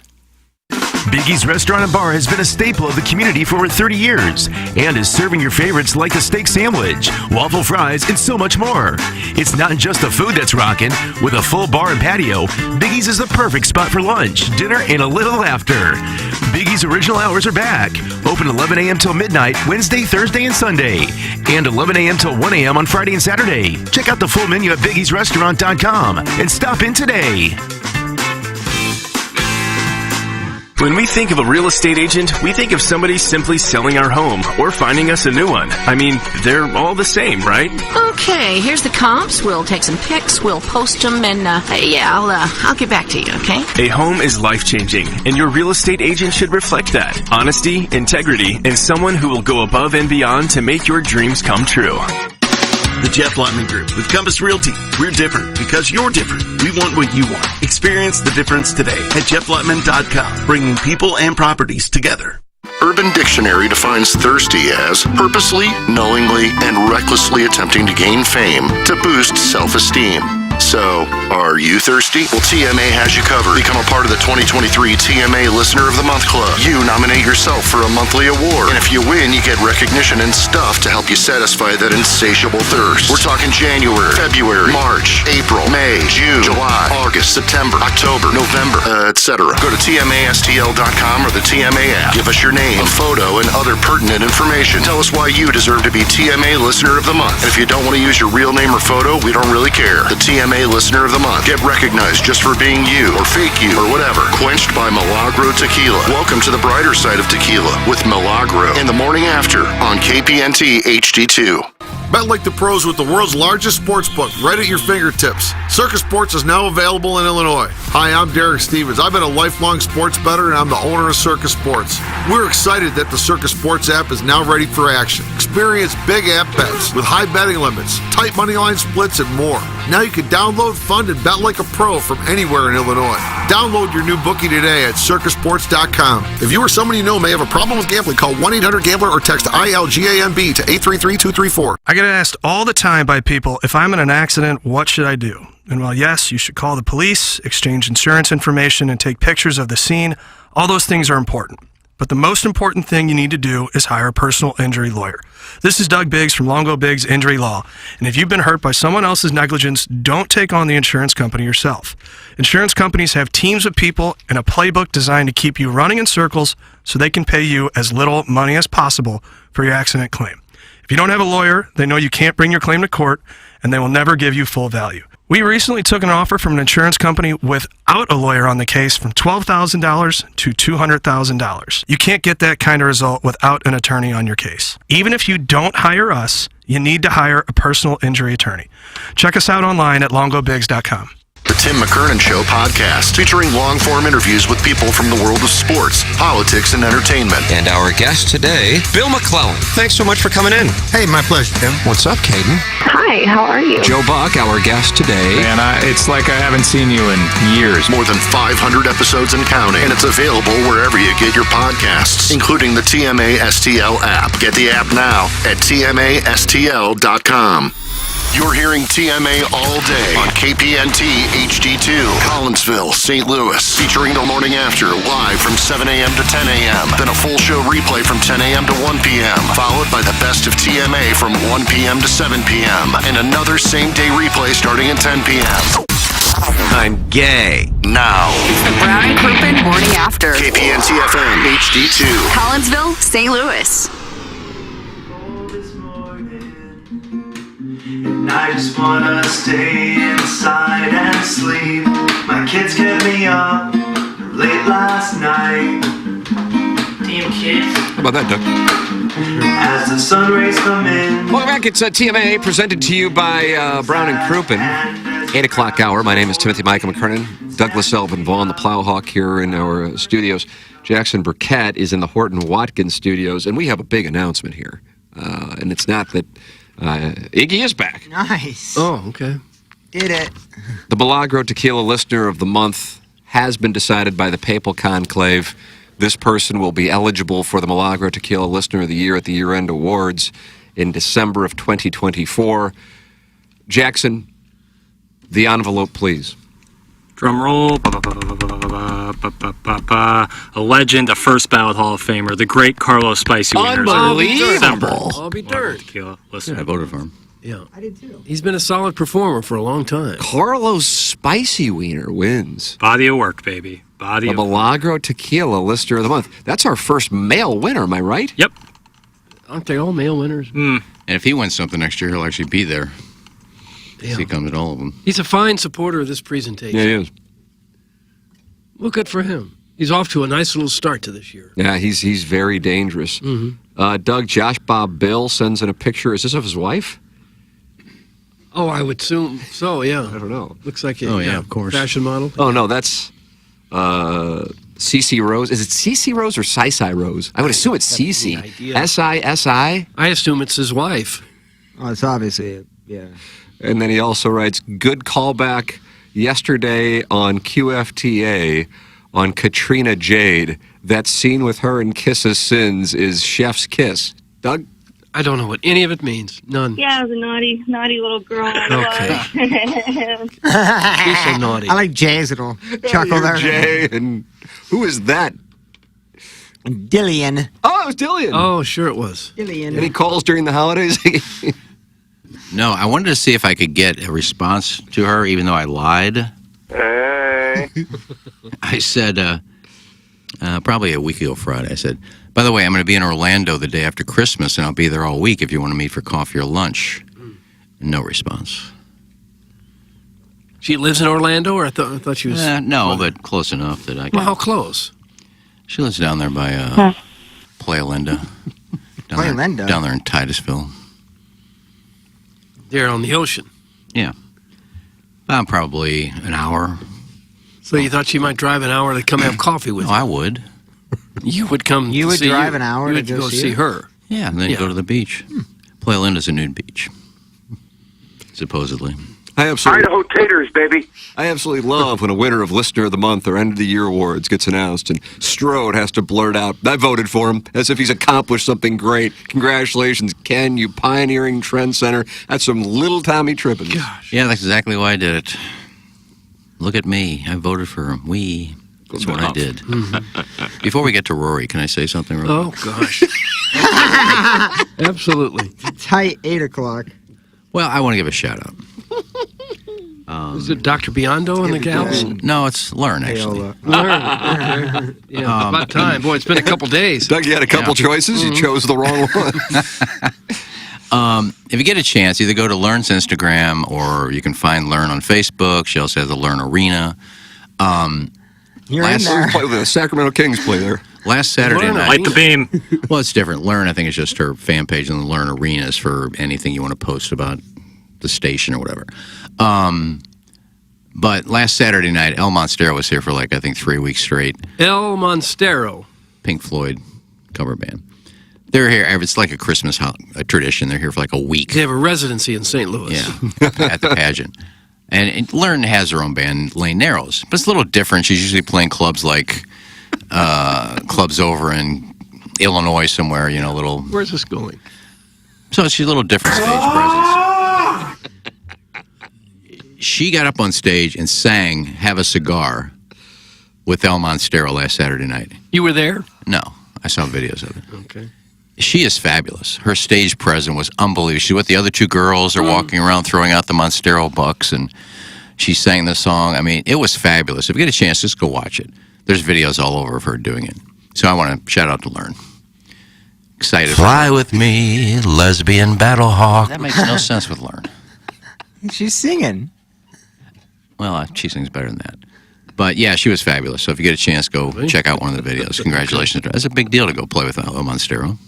I agree. I actually saw a member of El Monstero at Bartolino's. Jimmy? I didn't know. I saw people around them, and I eavesdropped, and he was introducing himself as a member of El Monstero. Text inbox. This is like when we announced the title sponsor of the show, the number of texts that are coming in. Why? Because I gave a shout out to a person that works here that I love to death, and she got to sing with El Monstero and killed it. One day I want to hold a panda bear. Oh, God. I have to tell you, our January 2023 Milagro Tequila Listener of the Month, Beer Cats, called the shot. When? Here comes your Learn update with El Monstero, right Well, when there. did he do it? 8:18. All right, what time did I start? Doug, what time? 8:17? About that. All right, Doug's a court stenographer. well, I started talking about Learn at 8:16. But it's 8:19 now, so he sent it in a minute ago. And I've been talking about her for 2-3 minutes. Is that a new report? So congratulations. I Oh, we started don't know. talking about it, and then you typed Was it that in. was that a highlight of last year's report, or is that a new report? Might you send her a nice gift? Why would on you- her successful singing? Why would you think that I was going to talk about Learn? Sometimes it's just so stupid you can't even make it up. Yeah. My God. She will never love you. It's from Scissory Timbers. Man, that cuts deep. Yeah, this is the guy that thinks there's too many words. Okay. That's from 2023 Milagro Tequila Listener of the Year, Chairman Steve, and he's over in Wildwood. What does that have to do with too many words? When I talked about thoroughfare, you're tying that into what I said about Learn? Apparently so. I don't know what is wrong with you people. Oh. Matt, did you know on the top of the fourth? You had to see this coming, though. You couldn't have just had that little drop in and everyone be like, yeah, business as usual. Well, I know, but it just makes no sense. It'd be different if I was saying something different. I'm just praising her because of the job she did with El Monstero. I think the praise part is where the text line kind of God. hops on and gets active. If Tim I'm with you. I think that's if awesome. Tim I played love that guitar and got up on stage with El Monstero and started jamming with El Monstero, I'd be praising Tim for that. Great job. He killed it. What if Doug played the licorice stick? Yeah. Oh, yeah, you did play it. I did, yeah, clarinet. Where? Anywhere. Well, I missed it. North Junior High, mostly. How deep did Nipper. you go? How deep did you go on the reed? I broke a few reeds because I had these big buck teeth. I didn't know if you went to the base of the reed. Is there any worse taste in your mouth than an hour of playing a reeded instrument? God, I played the trumpet. We just had to blow our spit valve there just on the ground. Sure. Man, this is creepy. And it seriously bums me out knowing this segment will eventually be entered into Discovery. That's from glove blogger Tom Traven, who says this is going to be used in Discovery. Are there any co-workers upon whose feet you would like to lay some hosannas? Now I just did.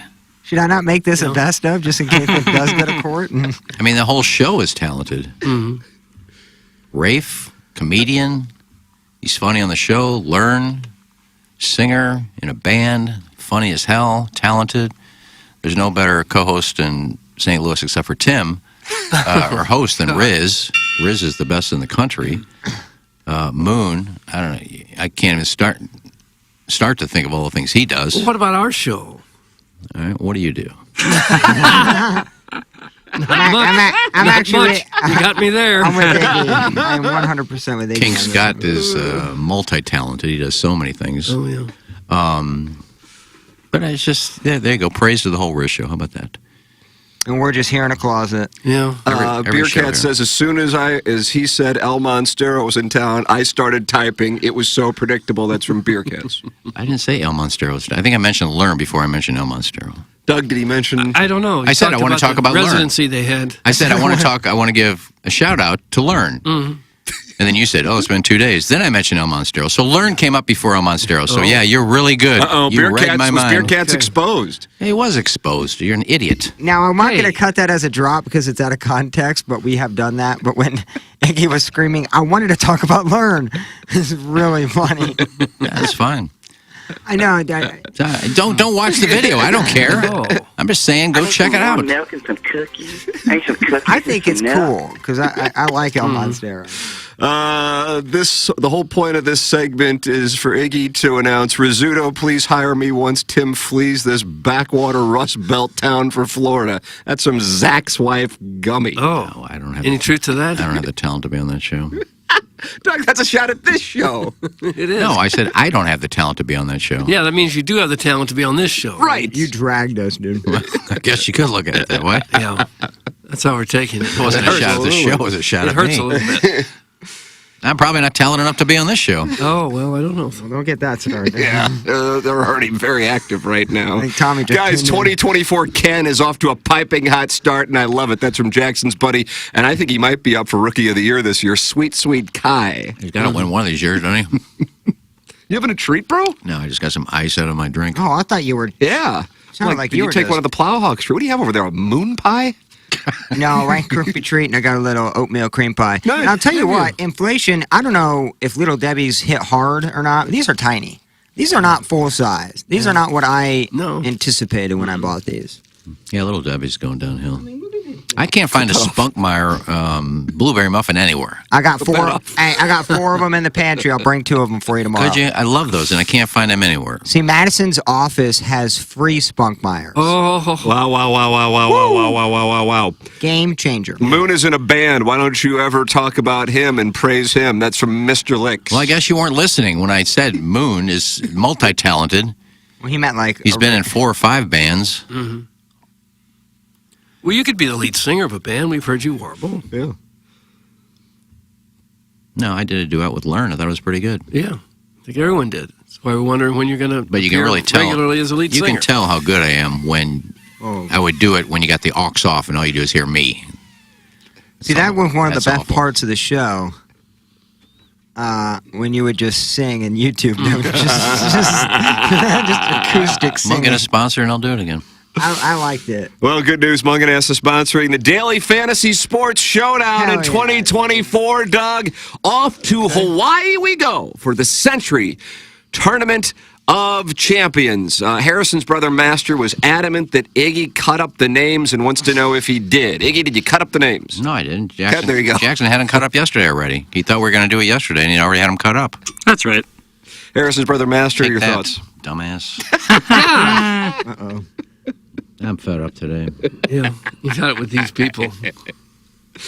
Doug, and now it's on to Hawaii. Now it's on to Carnoustie.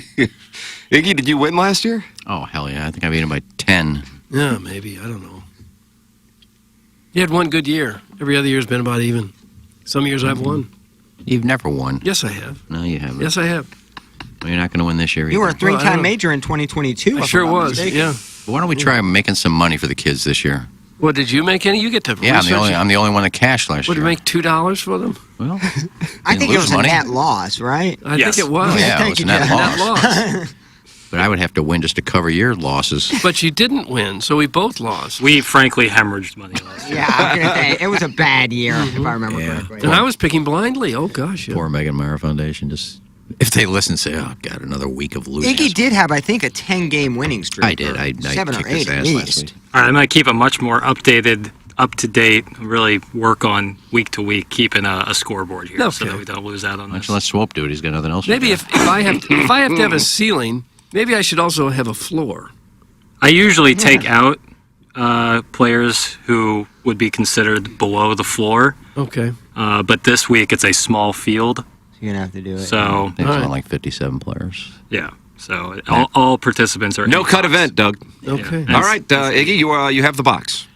Go eggs, start it off. It really sucks because the player I love at this tournament is not in it. JT didn't qualify.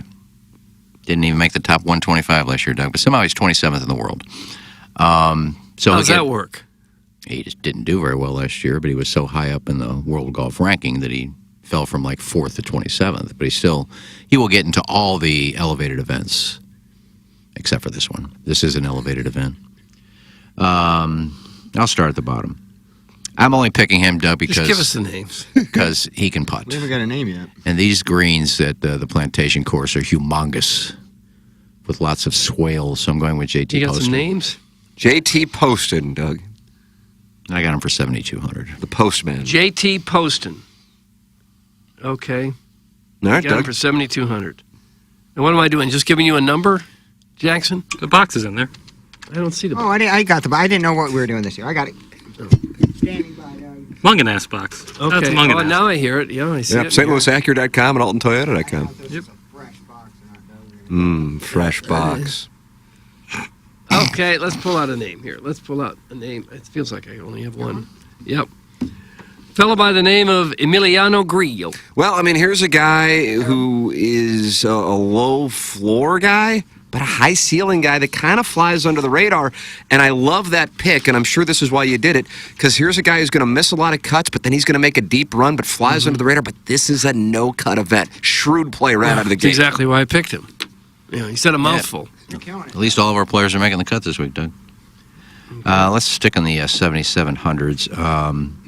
A guy that really doesn't get any attention, Doug, all he does every week is just make cuts, finishes in top 20, puts himself in contention every once in a while, but he's always going to be there. Russell Henley. Russell Henley. Okay. Ball striker? Does he strike the ball? He strikes it. They all strike Yeah, the ball. he's not a great putter. Every one Does of them everything strikes else the well. ball. Okay, here's one for me. Oh, it's not a high number. Byung-Hun An. Who? Byung-Hun An. I think he'd be a guy who'd fit in the J. Randolph Jr. Fan Page Club Championship. He had an accusation at an event a year or two ago. Hun An. Just say Benny An. 6,800. Shrewd play again. Yeah. All right, I'm into the bounce back season for him. I'm into the 8,000s, Doug. Oh, did you? Yes. Guy had a bounce back year last year after starting off kind of slow, which doesn't bode well for this pick because he started off slow last year on this event too. But he usually plays well at the Plantation course. The last 3 years he's played, he's been top 20. Who would that be? Sung Jae-im. Sung Jae-im, you said with an Asian accent. Sung Jae-im. How do you spell im? Going into the text inbox and waiting for a response from our friend in Indianapolis. Well, that's his name, Sung Jae-im. Okay, let's pick another one, shall Surprised we? Minwoo Lee's not playing in this. I had to pick him. Old Vincent Norman.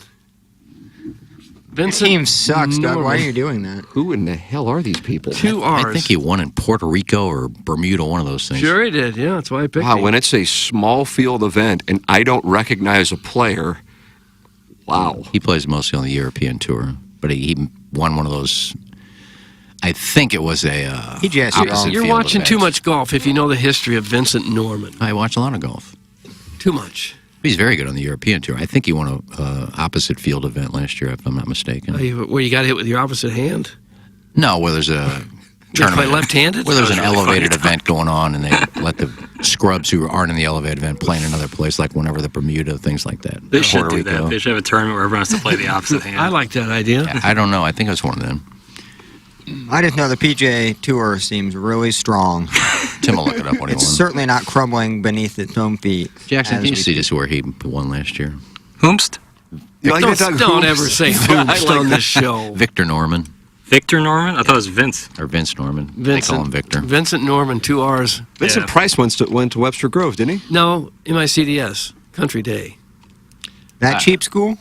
He came from a family of wealthy store owners. I read that a little while ago. And then he was in the Thriller video. Yes, he was. Think about that. And Doug, I'm only playing it because if I can get him for $8,400 in this field, I'm going to do it. Tony Finau. Tony Finau, how you be now? He won the Barbasol last year, Iggy. Barbasol. Is this Norman again? Yep. I think it's an opposite. That's an opposite. Is that in Puerto Rico, I think? I don't know.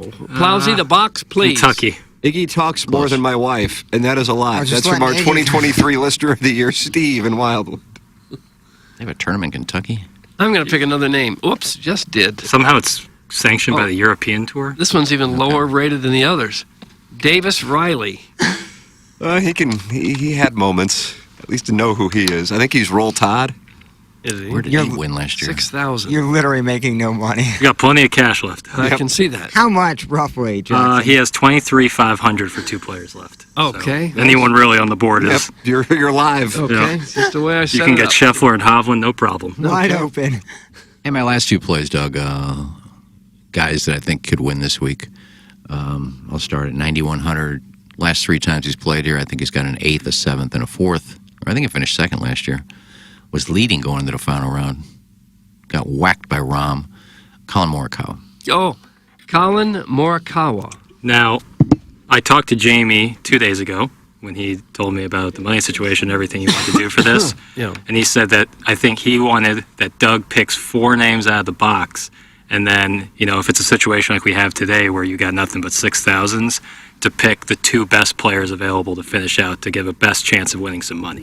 Okay. So it's a little bit best of both worlds. So I could take Scheffler and Hovland right now.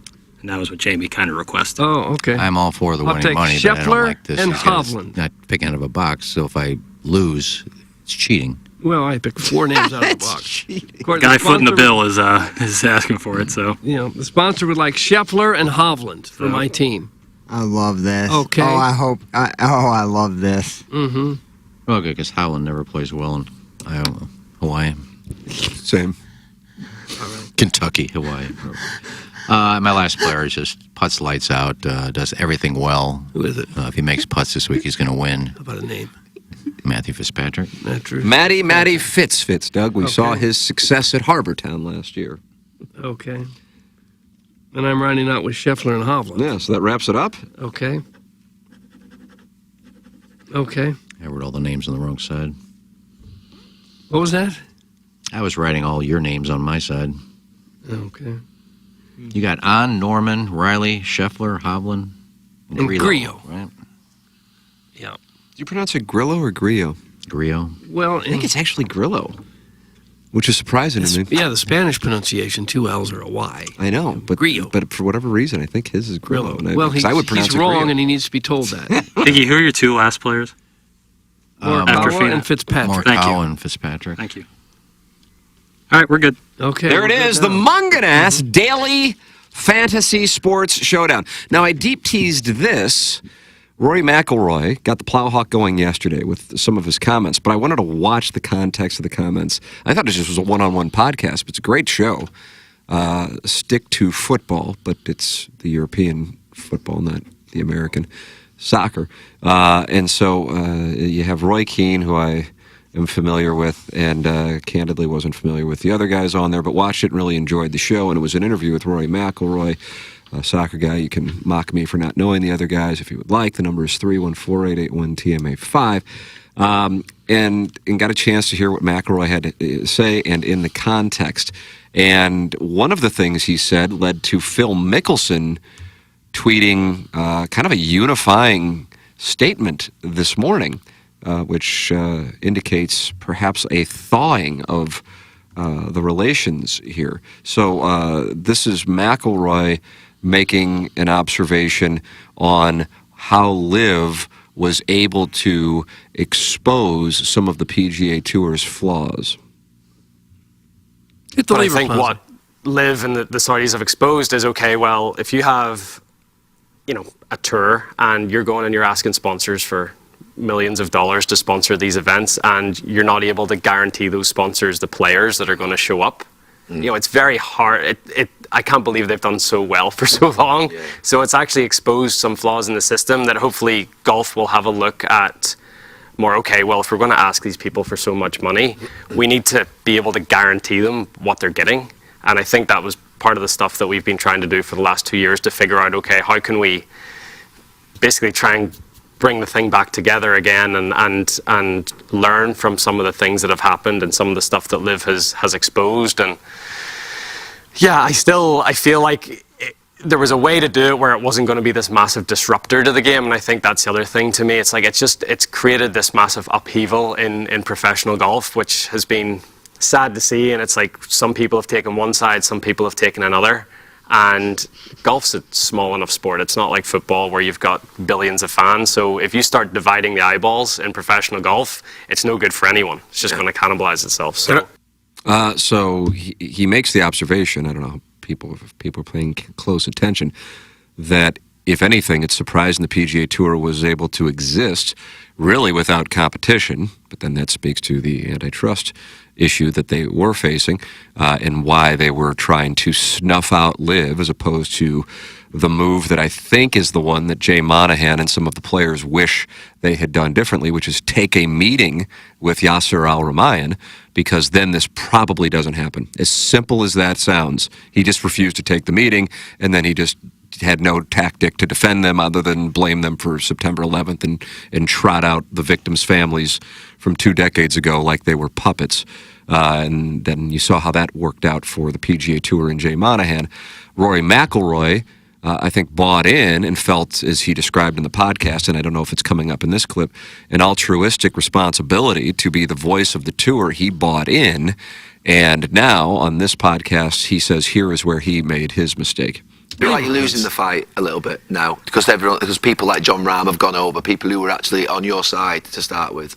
Yeah, so I think I've basically went through the last 2 years with this like altruistic approach of I've sort of looked at the world in the way I've wanted to see it instead of just sort of, going through life with not that I've accepted reality basically, like this is what's going to happen, and you can say what you want and do what you want, but at the end of the day, you're not going to be able to change people's minds. You're never going to be able to make them make a decision based on what you say. So have I lost a fight? I don't feel like I've lost a fight, but I've just accepted the fact that this is part of our sport now. And you wouldn't have done anything different.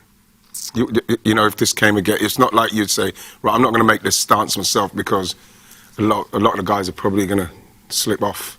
Yeah. It seems like you're on your own in it.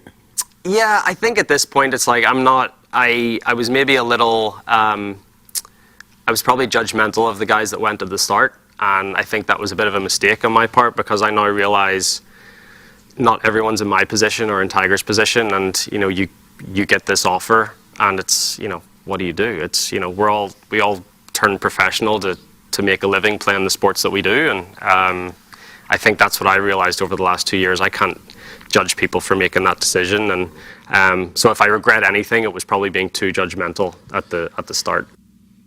Rory McIlroy. Plowek, I'm anxious to hear what you have to say because you've certainly been critical, outspoken about Rory McIlroy.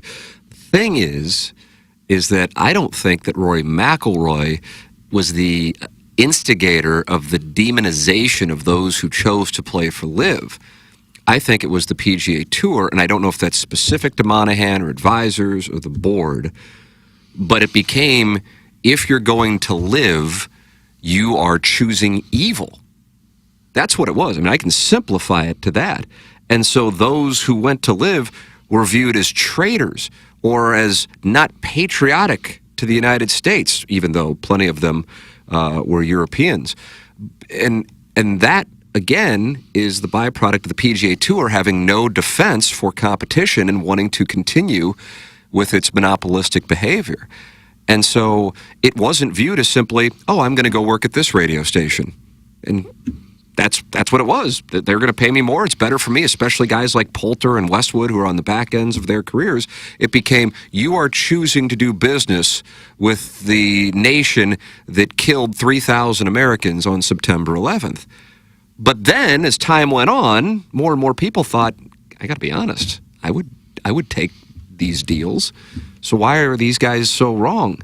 And then you see on June 6th, the PGA Tour sits down with Yasser Al-Rumayyan and Jay Monahan, and you go, well, how can you possibly demonize those? You might think the product is stupid and it's not really gaining traction, but you don't fault the people for going to work for it, especially when you find out Saudi Arabia is involved in American business and global business well beyond just this, nickel and dime golf tour. So that became something that Rory followed. And I think if he had it back, and I think this is what he isn't saying, he really regrets trusting and investing emotionally in Jay Monahan and then feeling like he was doing the right thing by condemning these players and now realizing not everybody is sitting on, $1 billion of net worth like Tiger Woods, and Rory may be a billionaire, certainly has hundreds of millions.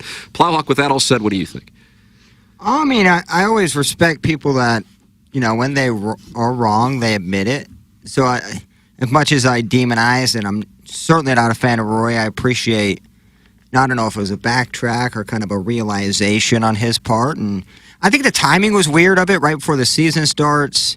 They delayed that meeting or delayed the deadline. Well, they couldn't get the deal done. Yeah, it just felt like maybe someone in the PGA or someone in his PR team kind of mentioned that this would probably be the way to go. I don't know if this is necessarily his idea and his idea alone. I could be wrong on that. It just feels like a big PR move to try to soften or try to salvage, I guess, whatever's left. I don't know if you're going on that obscure podcast. I mean, I realize it's big in Europe because of the soccer players, but if you're going to reach Americans, that's not where you're going. That's true. And also the first clip, I didn't like, the PGA was running off of, selling $20 million sponsorship to corporations, not really guaranteeing what sort of product they have. I understand that. But didn't they just lose Wells Fargo because they tried to price gouge them? So they lost Wells Fargo in Charlotte, Honda in Jupiter, and that's and their only solution. And I would imagine they went to RBC for Harbortown to say, hey, we're going to need you to pay more because now these are elevated or designated events. And the sponsor's going, to draw a parallel for our little world, it's like, okay, the title sponsorship costs X. Oh, crap, we're now going to have to charge you 3X. And you're getting the exact same thing. Yeah. And I would imagine, whether it be back in the day, Ryan Kelly, or now, Brown and Crouppen, they'd go, okay, but what am I getting in addition to if it's all of a sudden 3X? And that's what the PGA Tour wound up doing. So Honda bailed. Honda had been the longest-running sponsor on the PGA Tour. Wells Fargo in Charlotte, they pulled out. It's not a case of these companies not having the money. It's the companies going, they're not getting proper value because players were skipping those events because of the schedule. And along those lines, Plowhawk, of the part of that interview that you're making reference to, Phil Mickelson tweeted out this quote, and the many others made today by Rory probably were not easy to say. Let's not use this as an opportunity to pile on. Rather, it's time for me and others to let go of our hostilities and work towards a positive future. Rahm's signing is turning into a bridge to bring both sides together, as evidenced by the many comments today and a month ago about changing the rules for the Ryder Cup so John and others can play. So let's use it as such. Until an agreement is reached, it will be business as usual for both sides, but hopefully without the needless disdain. I'm telling you, when this is all said and done, or even right now, the view of Phil Mickelson will be much different than it was when Alan Shipnick either took comments that were off the record or comments that were on the record about the Saudis. And Mickelson, I think, will be held in much higher esteem when this is all said and done, as opposed to whether it was a suspension or hiding he went into for a few months. Yeah, because he's pretty much nailed everything. Everything he said came to fruition. Yeah, he changed how the PGA Tour runs events, how they spend their money, how they up the purses, elevated events. I mean, all of the things that he said that he tried to get done on the PGA Tour, they didn't. And because of LIV, that's what the PGA Tour ended up doing. Did they just sign a deal with some company for $3 billion to put into the PGA? I don't know. Oh, they're pursuing investors, yes, and that's the Fenway Group, which is a number of sports owners, and that includes John Henry of the Red Sox, Arthur Blank, the Falcons, and I can't recall some other prominent names. Pretty sure LeBron's. Bernie Bjorkman. Is Kraft in there? I don't know. It's a bunch of billionaires. Yeah. So they would invest in the PGA Tour. And I think perhaps one of the thoughts on the live side is, okay, the American businessmen are going to try and raise enough money, or the PGA Tour is going to try to raise enough money through the American businessmen to not do their deal with us at Live. And so if that's the case, and you're now going to back out, even after sitting down with Yasser Al-Rumayyan on June 6th on CNBC, then here's what we're going to do. We're just going to take John Rahm. And just so you know, if we can get John Rahm, we can get any of these MFers. So you better still do the deal with us. So that's what I think. I also thought, and I know we didn't play it because, one of the things that McElroy made an observation, and it's, God, what percentage of our audience would know this? I would tip my cap. But I gather is there a show on Netflix about cricket, as random as this is? The Netflix show on F1 played a large role in F1's surge. Yes, Cricket Fever. Okay. Hilarious. So it's certainly popular, obviously not in the U.S., but overseas. And he was saying, I think that there is a place for the team golf, perhaps in months where, kind of like with what they have with, and he named the cricket leagues, and I'm not familiar with them, and you could have guys playing the team game in, say, like November and another month where it's kind of the off season, so to speak, or as it's called by golf nerds, the silly season.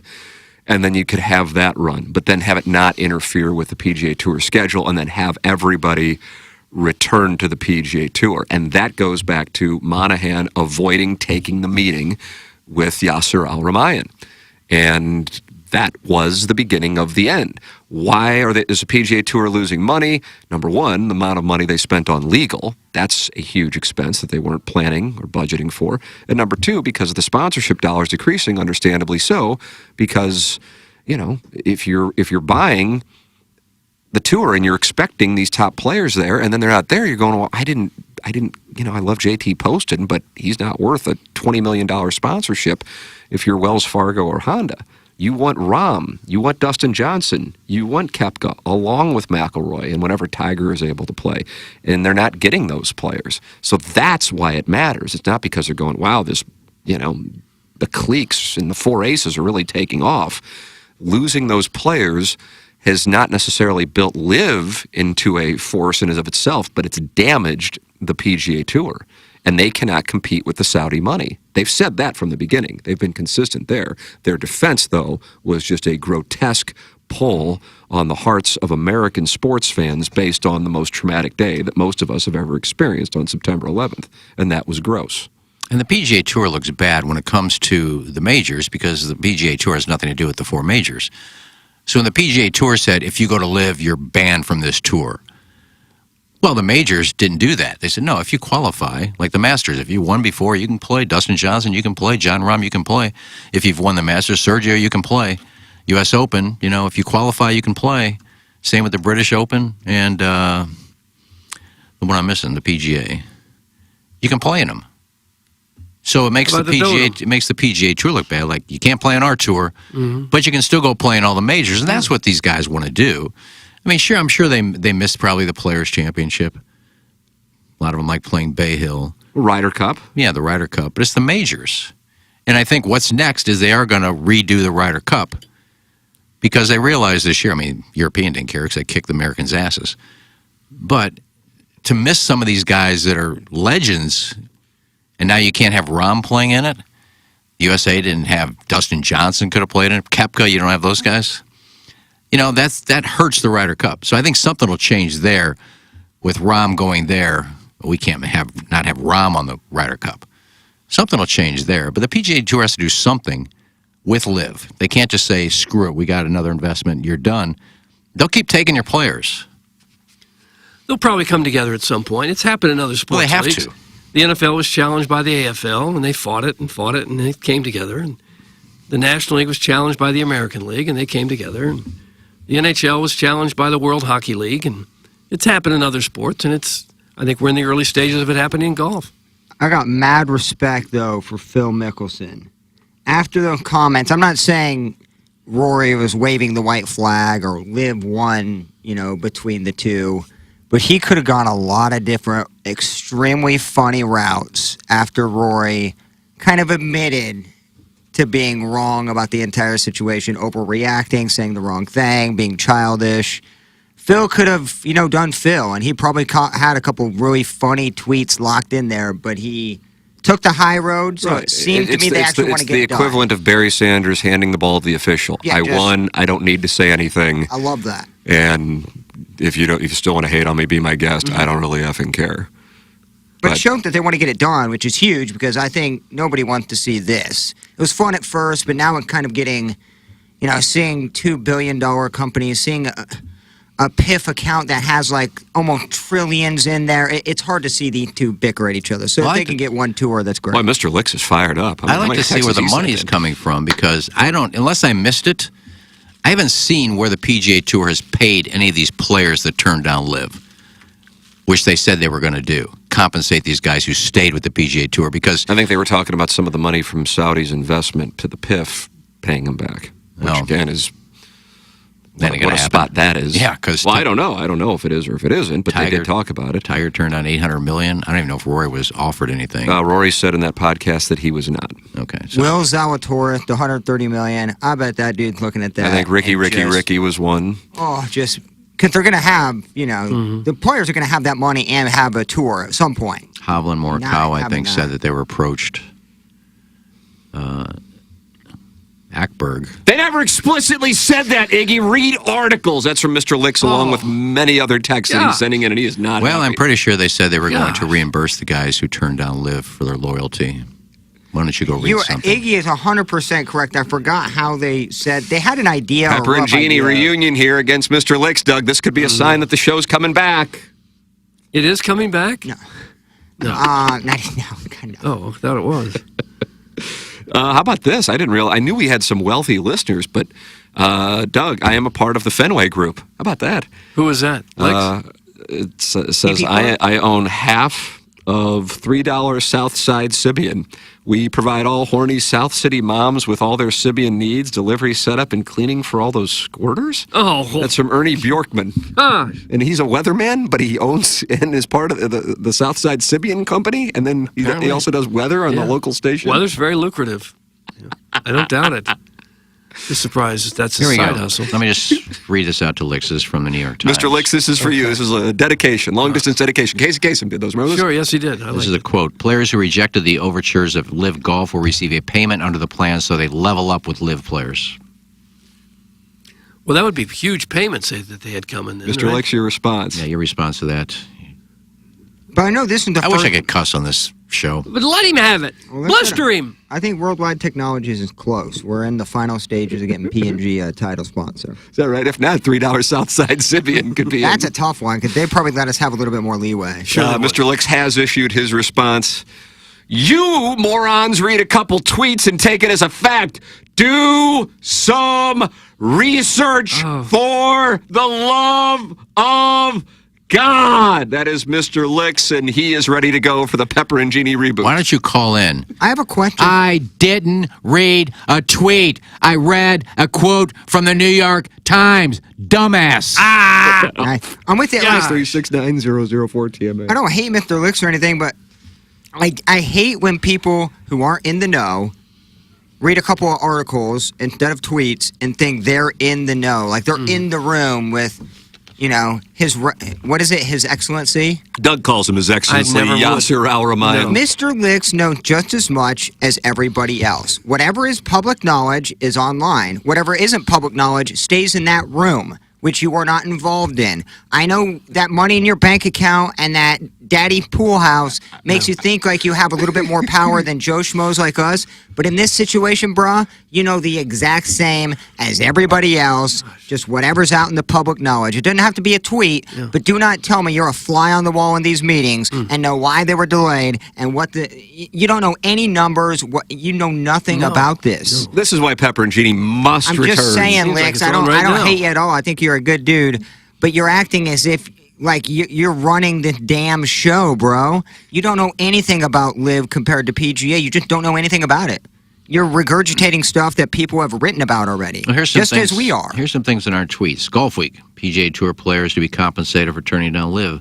Saudi expected to compensate PGA Tour loyals who spurn Live Golf. That's from Fox News. Bunker.co.uk, which is a very reputable golf outlet in England. PGA Tour stars to be compensated by Saudis for rejecting Live Golf. Want me to go on? Dumbass. You like Why don't you show me an article that says they're not going to get paid? And nobody's ever said this. I just read you 5 articles. Licks, chill out about the Live stuff. There's a dead squirrel your father-in-law asked you to fish out of the waterlogged pool cover, and you need to be kissing his ass as much as possible right now with 20% interest breathing down your neck. Doug, that's from our Milagro Tequila Lister of the Month, December 2023, Carlos Spicy. All right. And I'm a guy who enjoys watching Live Golf. Do you? I do. Yeah. So I have nothing against Live Golf. No, not a thing. And I'm a Licks fan. I hate when people Not say Licks. that I'm they not a know Licks more. fan at all. Doug, there's Licks and there's Live. 2 separate things, yeah.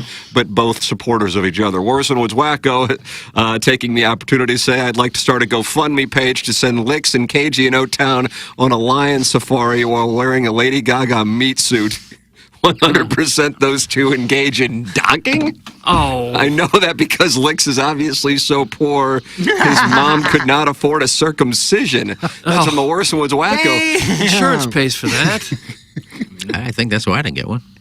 No, insurance will pick that up. Usually done a day after the birth. I don't think my parents knew. Mr. Siders Jackson says he's calling in. He says, F Licks, I'm calling in, no one's answering. Mr. Siders. I'll answer it. Someone's on. Is it a lady? Biff No. texted me saying he's been on hold for a while. Anybody else on?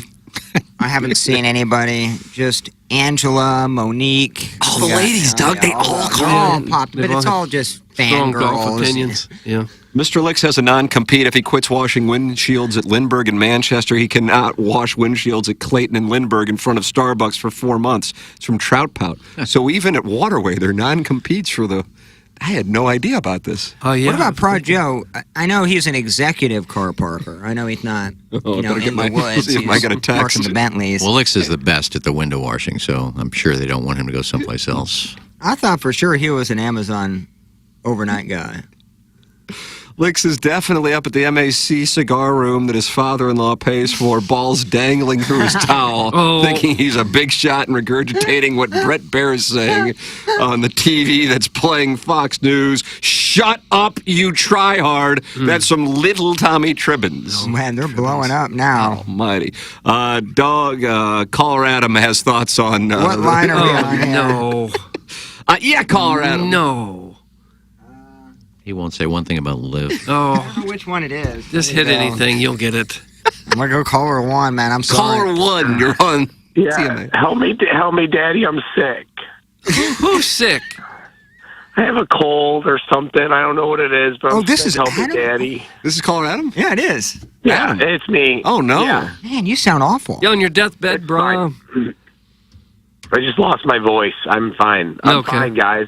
All right. Nothing to worry about. Have you talked, Mr. McKernan, have you talked about Louis on the radio yet? I know it was your first time. I have not talked about dining at Louis on the radio, I don't believe. Jackson, would you talk about that on Balloon Party? I feel like it'd play well there. Yeah, I think we lead the show with it today. Yeah, okay. Well, we haven't yet. I dined, Doug, Anna Marie, and I dined at Louis on... Was it last Thursday that we were there? I think I saw you there Thursday. Yeah, I think he was there too. Yeah. I was waiting and on so you. help me. Just about to say. We were getting ready to leave, and as per usual, a lady calls me over. I'm used to it. My wife's used to it. Yeah. It's just the way that it works when you're on HD2.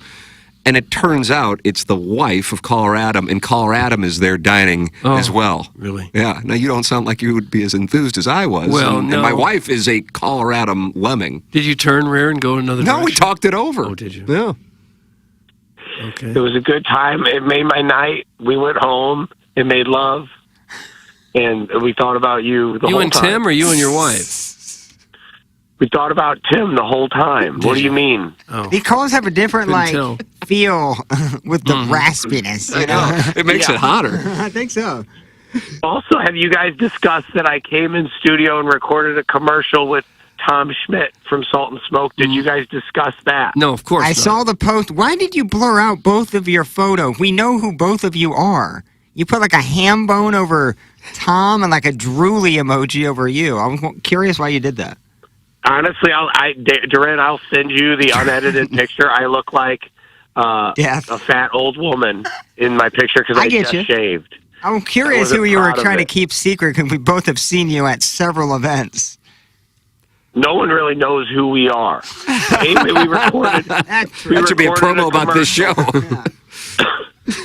And I didn't know if you've been able to hear it yet, specifically Kenny. I don't know if you've heard it because there's a little secret treat for him at the end of it. Wow. I haven't heard it. No, I haven't.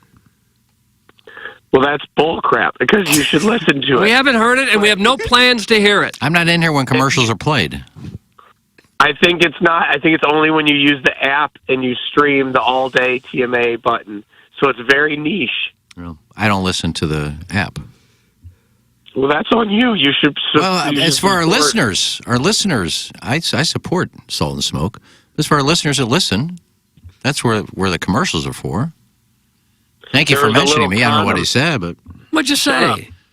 There was a little condom on the microphone when Tom and I were recording. I didn't know if I could take that condom off, put on that big dad meat of yours, Doug. Pot him down! Pot him down! Cut his mic! I ran into him at the restaurant and his wife. Oh. How excited would you be if you were out with your wife? I would deny that I knew him. Terrified I would ask security to come over. Yeah. Where's Louis? Louis is in Des Moines. Oh, okay. Very trendy. Yikes.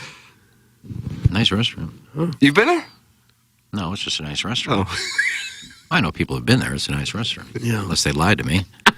I can't afford Louis. Most people don't say it's a good restaurant. It's really, honestly, it's not as expensive as I think the reputation of being one of the best restaurants in St. Louis. You would assume it's, hundreds of dollars. It really isn't. I remember as I was looking at the menu, my wife said, it isn't as expensive as I think people would assume it is. It is so effing good. But yes, I did run into Caller Adam and his wife there. That is correct. And I didn't know they made love and thought of. Now, had he lost his voice at that time? No. He was full-throated? Yeah.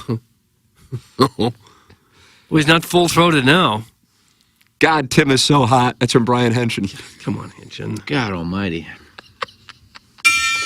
That Adam call should be during the last half of the 9 o'clock hour. This hijacking of a wonderful golf discussion is Iggy-worthy. That's from the 314.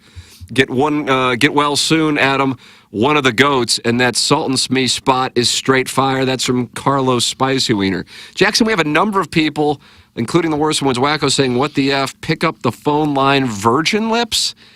Are you not picking up phone calls or what? I'm doing a couple things at once here, but I'll keep my eyes on the phone bank. Apologies to any listeners. Are you doing the Thursday Thoroughfare? No, I'm tweeting and doing some social media stuff. Wow, look at this guy.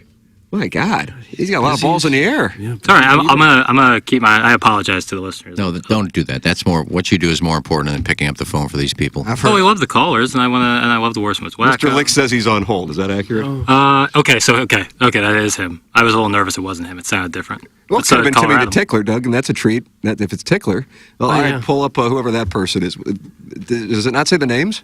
I can make it say the names. Make him say my name. Call me by your name. Shout out Shalome.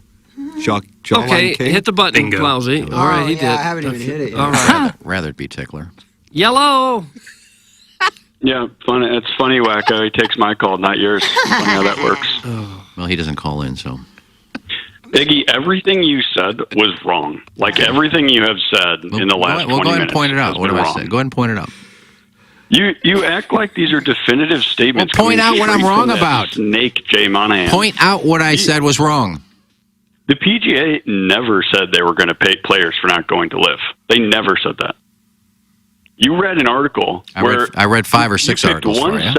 You picked one sentence out of an entire article that is all based on a quote a source close to the PGA. That's all it is. These are just rumors. There's no definitive statement. Jay Monahan was asked, what about the players who have been loyal and have turned down LIV to stay here? He said that's a discussion that they're going to have to be compensated, and we will have that discussion. That was Jay Monahan who said that. Yeah, that's a great political answer. He didn't say, yes, we're going to pay them, which is what you said they said. So you're wrong. Iggy's about had it with you. Yeah, because you just twist little words here and there when I just proved you wrong on 6 occasions and just proved you wrong again. Yeah, I just and you proved you twist a wrong. little word that they're not going to get paid. I didn't say 100% they're getting paid. He said we're going to have to look at a way to take care of these players. That's what I said. And that's what he said. Play the tape. Doug, play the tape. Just shut up. Go to something else because I proved you wrong. And when I say that, you go to the tape. Gosh. And I just said it again. You got wrong. You said that. Oh, that it'd be great to have these guys back. They couldn't play the Ryder Cup. They can't be on a Ryder Cup team because they were on live. That's false too. That was just arbitrary decisions made. Yeah. How many of them played the Ryder Cup that are on? How many of them played the Ryder Cup except for Koepka because he qualified? How many except for the one that did? Yeah, he qualified. How many were picked that would have been picked otherwise, but they didn't because they're on live? It was just, I don't understand your point. Koepka played. He's because he qualified. He finished in the top, 8. They should have picked Mr. 58, Bryson DeChambeau. And there were a bunch of others that should have played too. Yeah, they didn't, though. Why do you think they didn't? Because Zach Johnson forgot how to play golf. He lost his PGA Tour card last year, and he's a moron. That's why. Gosh. No hate in my game. That's accurate. Yeah, you know why they didn't play? Because they weren't going to get picked because they're part of live. Look at this, look at that. Got to break up the tension a little bit. I'm with Licks on that, though, for sure. Zach Johnson made terrible decisions out of... it's all a grudge. So what did I have wrong there? I don't want to waste the listeners' time. Yeah, because you're wrong again. You can't prove things. I'm going to waste their time. I'll go on something else. You really are just a dumbass. I think you were wrong yesterday. You talked about... I like to pot him down just now. I'm so tired of his calls. I don't want to. I'm an overrule. All right, we can play it out the hand. Live. You guys talked about how they want to grow the game. This is why we keep them on. You talked about how they want to grow the game yesterday. I never said they want to grow the game. Not once did I say they want to grow the game. Came out of my mouth yesterday. Would you start speaking? Yes, I will. I apologize that we had to get a Reader's Digest version, but we didn't have a lot of time. Leo in Jersey, what's up, Leo? Now go on. What were you going to say about growing? I never said growing the game yesterday. You're saying how it's a farce. That's not really what they mean. What? And getting into growing it for like bringing it to disadvantaged people and poor people, like growing the game that way, to golf. And I feel like, I think that when they say grow the game, they just mean make it bigger. Yeah, who's they? Taking it to like. Who's they? You said I said it. Now it's they said it? Yeah, I'm trying. God, you're all over the place. When live golfers say they want to grow the game, they want to make it bigger. They want to bring it across the globe, which they've done. They went to Australia. PJ left Australia, left those fans in the dust, gave them no golf to watch live. Liv brought it back, and guess what? It was a huge success. You got Cam Smith rocking a mullet, rocking a mustache. Yeah, I don't get fans in. Scott Piercy at 50-1. That's a real clip. There's something, I feel like it's rude to try and bring golf to poor neighborhoods, don't you? Isn't it kind of like now you're making an idiot of yourself. You talk about growing the game, now you're taking shots at poor people. No, I think it's rude to, like, when you see, like, the country club boys, like, you know, what's his face? God, the JT, what's his face? Poston. Now move on. the Phillies. Not Poston. This is scratch. By the way, his putting is not that good. I looked at his putting stats; they're not good. Well, they are. Why are we talking about JT Poston's putting? He's one of the best putters on tour. But go on, something else. He's not one of the best putters. If you look at his stats, he's outside the top 50 on like half of his stats. Yeah, he's one of the best putters on tour. But go ahead. What's next for you about growing the game? Because you've made no sense whatsoever since you've been on. Well, there's something to be said about exclusivity. Like golf, I think people like that golf is somewhat exclusive. Like this, you had the CEO of Lululemon. He used to say, like, "Hey, our leggings aren't for every woman. Like, no, not everyone should be wearing these things." That's a shot at Lane Bryant, isn't it? I think it is. August Max. Now you're making fun of overweight. Anybody else want to make fun of? Because you're so. I am not saying you're that. so rich and so good looking, and you have it so great because you're the best there is. Anybody else want to make fun of? That. That's what he said. We talk about it in Ladue all the time. How do we keep people from Orson Woods out of here? That's almost pot downable, right there. That little. We talk about it in Ladue all the time. I couldn't be more entertained myself. If I could say one thing right now, it's that it is scary how many split levels there are in Orson Woods, and I don't want any part of that. Oh, you don't like the split level design? Split levels. No. You got to decide right when you walk in the front door. Am I going upstairs or downstairs? So you don't like the tri-level? Is that what they call them? It's ugly. Yeah. If anybody took anything you said seriously and then listened to what you just said there, you just lost all sense of reality. Licks, what about a sprawling ranch? Yeah, I don't mind the ranch. It's good for old people. Oh. I think the big basement's the appeal. It is good for old people. Yeah, though, you do as get a well. nice basement. You get a hell of a basement. Yeah, Football you do, don't you? size, Think baby. about that. As long as you get the 9-foot pour. Oh, yeah. Does it hurt? You got something for Doug so I can go to the bathroom real quick? I do. Oh. I have a general one. Does it hurt 101's reputation to add a Vianney grad to the broadcasting rotation? There's a Vianney grad on... McLaughlin? Oh, Dan McLaughlin. I didn't think God. about it. I'm wondering where he's going. Yeah, I was like, who's on... Yes, Dan McLaughlin. He went to Vianney? Yes, he's a Golden Griffin. St. Gabriel's Plowhawk. He's in the Hall of Fame there in the lobby. I didn't know he was local. Oh, yeah. I know a lot of history. No, St. Gabriel's. He was 2 years ahead of me at St. Gabriel's. Nice, okay. Okay. Sorry. You there? Yeah. Oh. No, I don't think it hurts the reputation if Dan McLaughlin is part of the roster.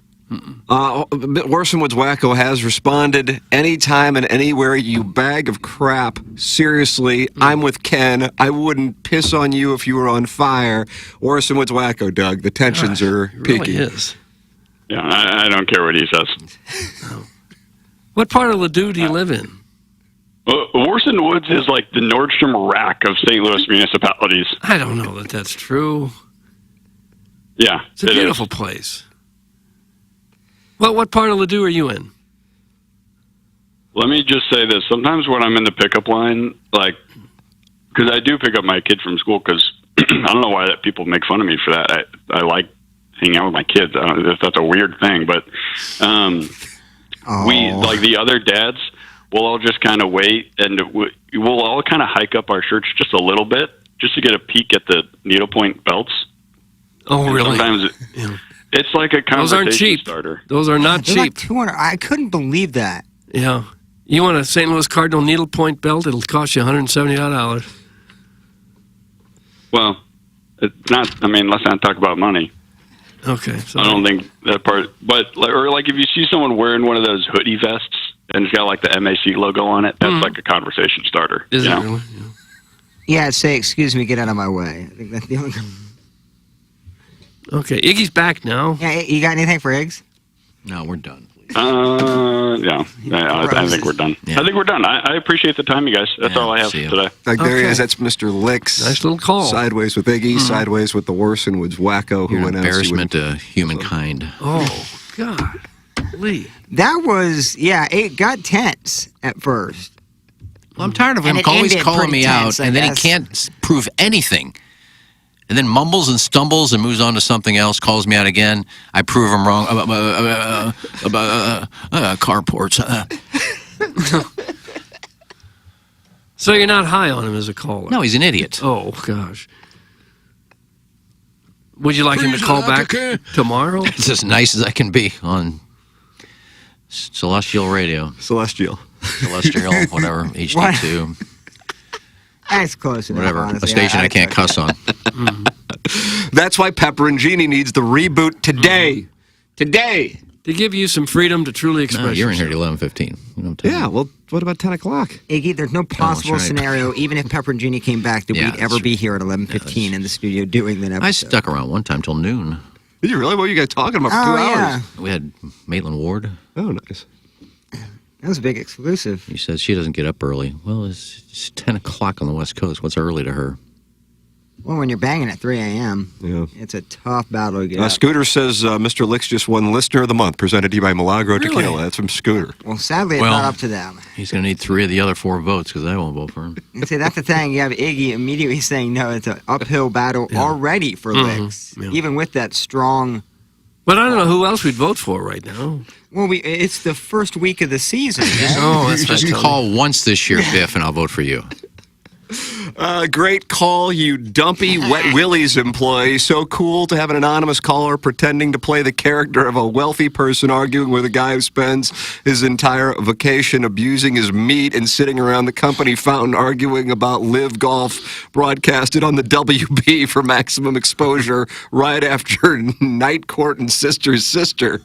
Anyways, what happened there with that end cap of that restaurant conversation?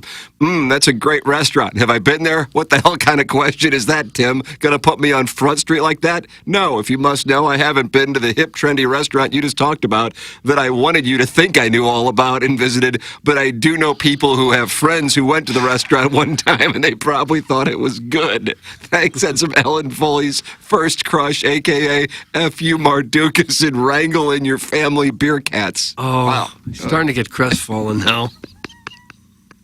Oh, he was full. I didn't want him to think I'd been there, because when he asked me, I said no. I could have lied and said I'd been there. He can't prove that I've never been there before. Because, been there a couple times, love it. I could have lied. I didn't. I said I've never been there. That's right. Cross-examinations are tough, though, from Lex. Stephen Wildwood, Doug, he gets all his texts read because he is the Milagro Tequila Listener of the Year. Says, Louis is great. However, the clientele's annoying at sometimes. People who live in the area and go there a lot think they own the place. Oh, really? It's from Chairman Stephen Wildwood. I don't know. I don't know. They think they own the place. I don't know. Our waiter was wonderful. Couldn't have been better. And had a great experience. Caller Adam and his wife were dining. Nigh, too. They dined nigh. How's he afford that place? I don't have that information. You must have got a coupon from someone. You think he got a coupon? No, Yeah. I don't think Louis has Groupons. That'd be Groupon still out there? I tell you what, Yeah, somebody's using Groupons on my Cameo somehow. Oh, really? Really? A guy got one for $13.33. I don't know how that happened. But that makes Rockhill mad that he doesn't get the straight cash. Probably Rockio that created the I don't know how it Groupon. happens. I don't know how it happens. Everyone is, Rockio's doing dirt on the inside? Oh, yeah. Damn. Yeah, he's Groupon everyone's money, 25 man. and I get $18.75 unless they tip me or unless it's a 24-hour request and I get more. This guy somehow got up $13.33. I got paid for this one. Caller Adam has sent in his bill, Doug. Oh, Jesus. Oh, Take a picture of it. Picture of his bill? That's Yeah, look at how much tip I gave. Our bill with 2 entrees, 2 apps, bottle of wine, and espresso was only $155. There you go. Ain't bad. You got the tip on there, Tim? It just was a text. It Yeah, doesn't get rid of the screenshot. wine and maybe he gets in there for $100. Tell you what, I treated Madison to a Red Lobster gift card. Did you really? Like $15? Yeah, 25. I Got ourselves an roll it. entree and an app. Oh. KG in O-Town says we're going to look back on the Mr. Licks era and be grateful we had him as a caller. Let's not take him for granted. That's from KG in O-Town. What, the dude about to, croak?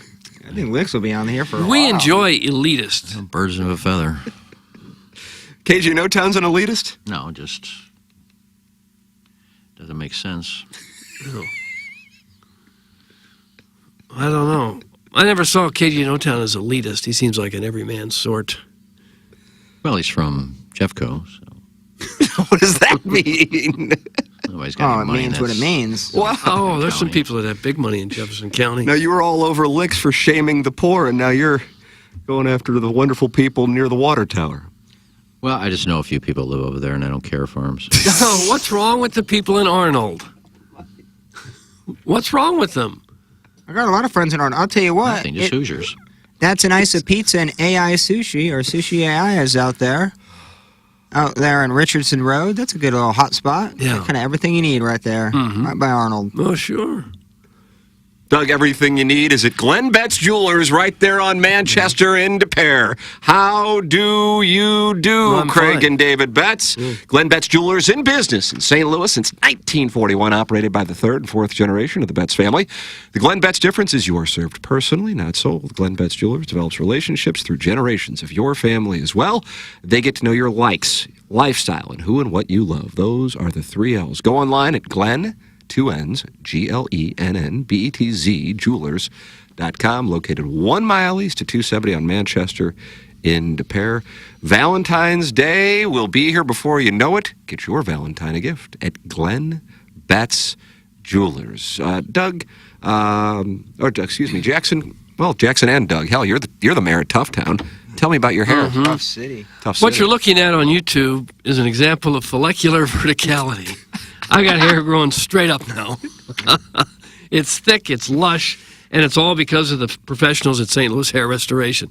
Just look at this really hairline. is. It's I got what I unbelievable. want. Yeah, I got a better hairline now than I've had at any point in my life, I think. I don't know about the back of it yet, but, you know. Well, they didn't do anything to the back. No, they didn't. But, you know, the front was where I really had the issues. But no matter where your problems are, they can take care of that at St. Louis Hair Restoration. Have a number of different options for you. For me, it was the FUE procedure, where they take some of the hair grafts from the side and back of your head, where you're not going to have male pattern baldness, and they move it over to wherever you're thin, the hairline or the crown, wherever. And then you just sit back and you wait a couple weeks or a couple months, and then the hair starts to grow. Look at me. Look at my hair now. Tough. Yeah. Been about 6.5 months out now for me, and they say it keeps getting thicker for almost a full year after you have it done. And as I say, everybody asks me, how much did that hurt? Didn't hurt at all. Did not hurt. Unbelievable. I just laid there and let them do their thing on the top of my dome, watched a little TV, and they brought Chick-fil-A, and the whole thing took 4 or 5 hours. And then I went home, and that was that. And now look at me. Look at me. I got what I want. About 6 months from now, you're going to be calling O'Reen saying, I need a cut and color. I might. How about that? It may not even be 6 months. Jackson may be doing the same thing with the laser cap that he's been wearing. Yep. My hair feel like a lion, you know, like I got a lion's mane. Rawr. Yeah, rawr. Like I'm Jackson, Maine. Shout out to Bradley Cooper and shout out to St. Louis Hair Restoration because they gave me that free consultation. You go in there, you get a free consultation. They take a look at your hair, and then if you mention TMA, $250 off of a hair treatment. You kidding me? Just by mentioning TMA, and they can really help you out. They're patients of their own product. It's awesome. I just take a finasteride pill every morning, laser cap at night, and we're seeing some real results. And it's all thanks to our friends over at St. Louis Hair Restoration. And the oven mitts that Doug sports in the midst of, boy, you could have put those on during the Licks and Iggy discussion. Those are brought to you by the EDF Group. Extinguish takes gone awry with the EDF Group, sponsor of TMA. Real simple. Do you have a fire extinguisher where you work? The answer is yes, you certainly do. So, please email the EDF Group at fire@theedfgroup.com so a technician can come out and explain to your team how the EDF Group can save your company money. Again, that email address is fire@theedfgroup.com. The EDF Group is hot and will prevent your facility from having hot fires. Experience the EDF Group difference. Learn more at the edfgroup.com, sponsor of Doug's Hot Take Oven Mitts. Send your emails in for our Design, Air, Heating, and Cooling email of the day. The morning after at InsideSTL.com comes your way. I like that you're doing gestures. Yeah, I kind of saw them in the You're background. watching on YouTube, you're really winning. It's like the little finger. It's kind of like what a lobster would do. Yeah, it These is. mitts, these red claws that I like have that. now. EDF I can Group handle any sponsor. hot takes. Email of the day brought to you by Design Air coming your way coming up in about 22 minutes. Then we got this Thursday Thoroughfare on Balloon Party, which is presented to you by Munganess, Burkhardt, Alton, Toyota on 101 ESPN and in the YouTube chat there. That's always very hot and naughty, so you ought to get involved in that. And then Jackson and I will be doing QFTA. Anything goes. T. McKernan at InsideSTL.com comes your way at about 11:15 today on the TMA YouTube channel. So that's 5 hours of broadcasting excellence. That's a lot. That's There an you awful go. lot. So there it is. That's what we've got on the menu, taking you to your lunch. We'll take a break, come back with our 9 o'clock hour here on TMA, presented to you by Brown & Crouppen.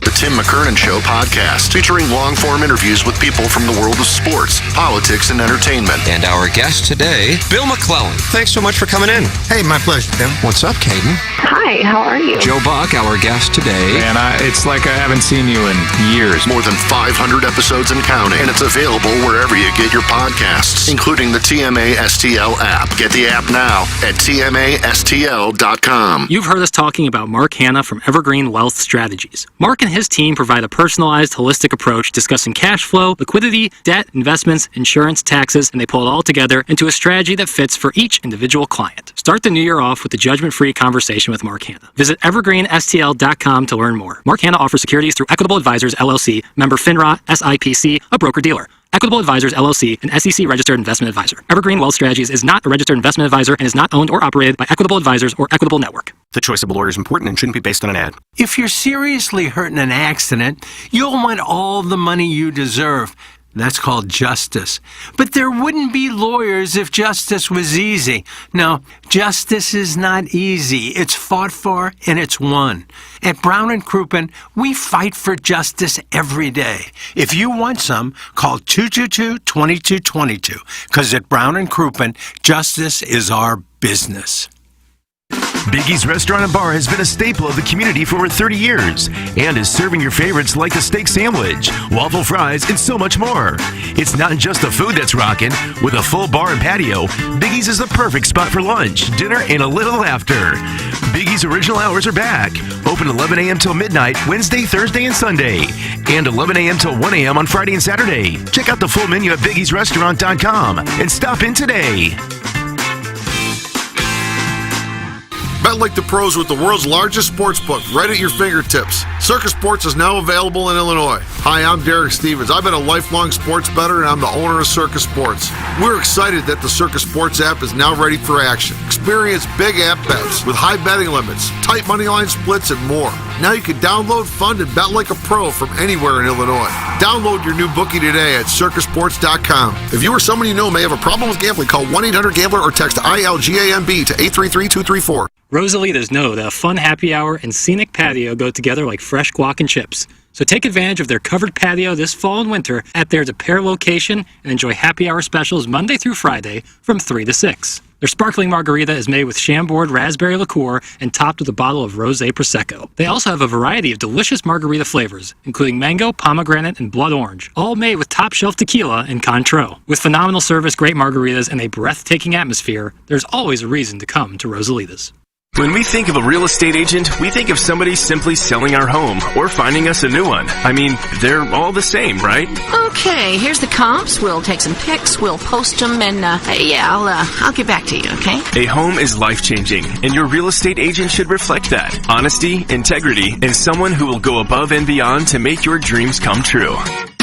The Jeff Lotman Group with Compass Realty. We're different because you're different. We want what you want. Experience the difference today at jefflotman.com, bringing people and properties together. Hey, this is Tim McKernan, and I am here with a great TMA sponsor, and that is Longo Biggs Injury Law Firm. And you may hear a bunch of out-of-state law firms advertising here and there all over on billboards and so on and so forth. But the thing is, oftentimes their goal is to just settle and move on, and that's not what you guys do.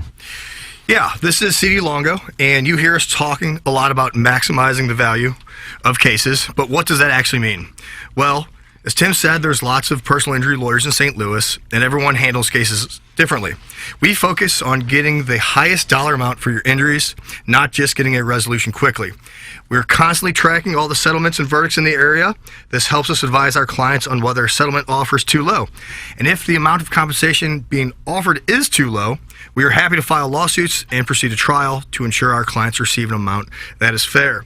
Visit our website or Google us at Longo Biggs Injury Law. The choice of a lawyer is an important decision and should not be based solely upon advertisements. Urban Dictionary defines thirsty as purposely, knowingly, and recklessly attempting to gain fame to boost self-esteem.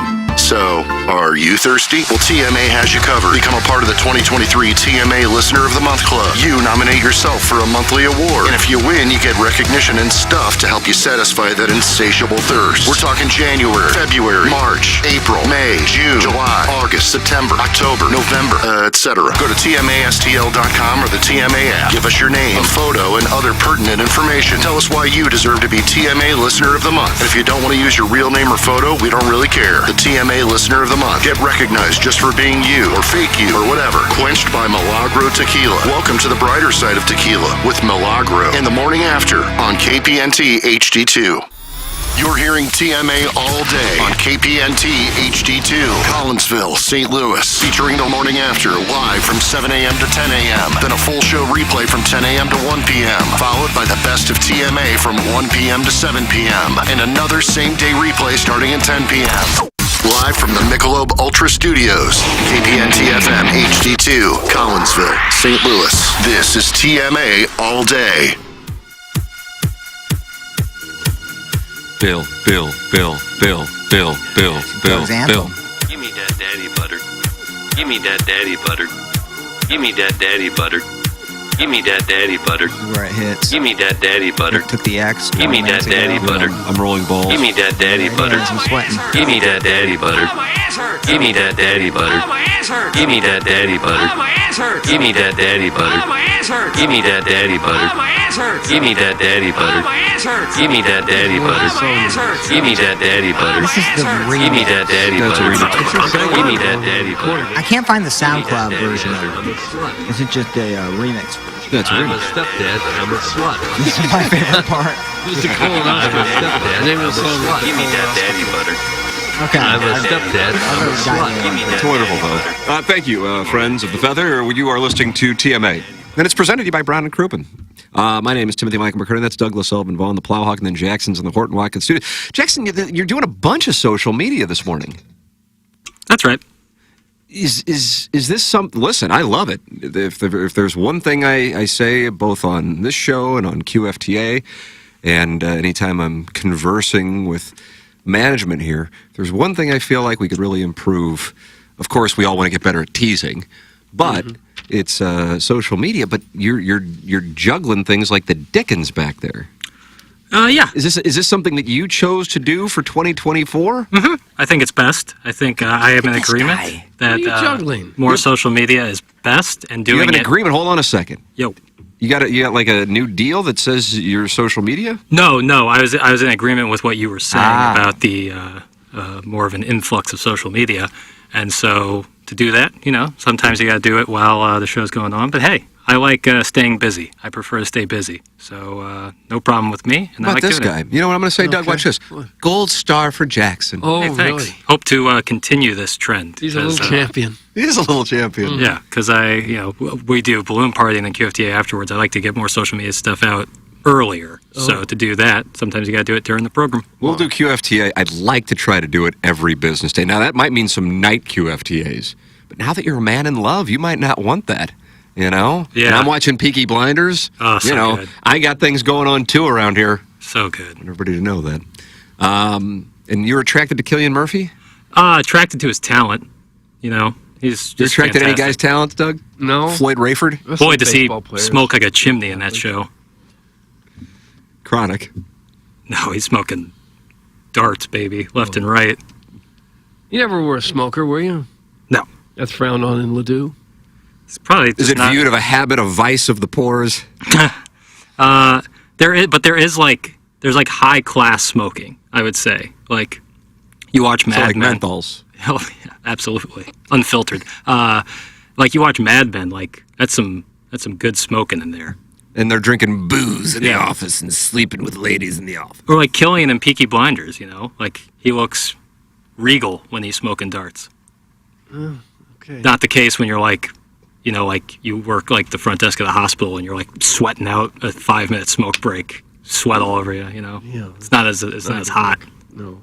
Do people still drink, just like have bottles of booze in their offices and you go in and you pour them? Is that still going on? I don't places? think it does. I haven't seen it. If I had like 2 fingers of brown liquor right You like after that lunch, 2 fingers? You like that? I don't mind it. before a couple meetings, I would need a nap. I don't think I could just continue the work for another 5 hours.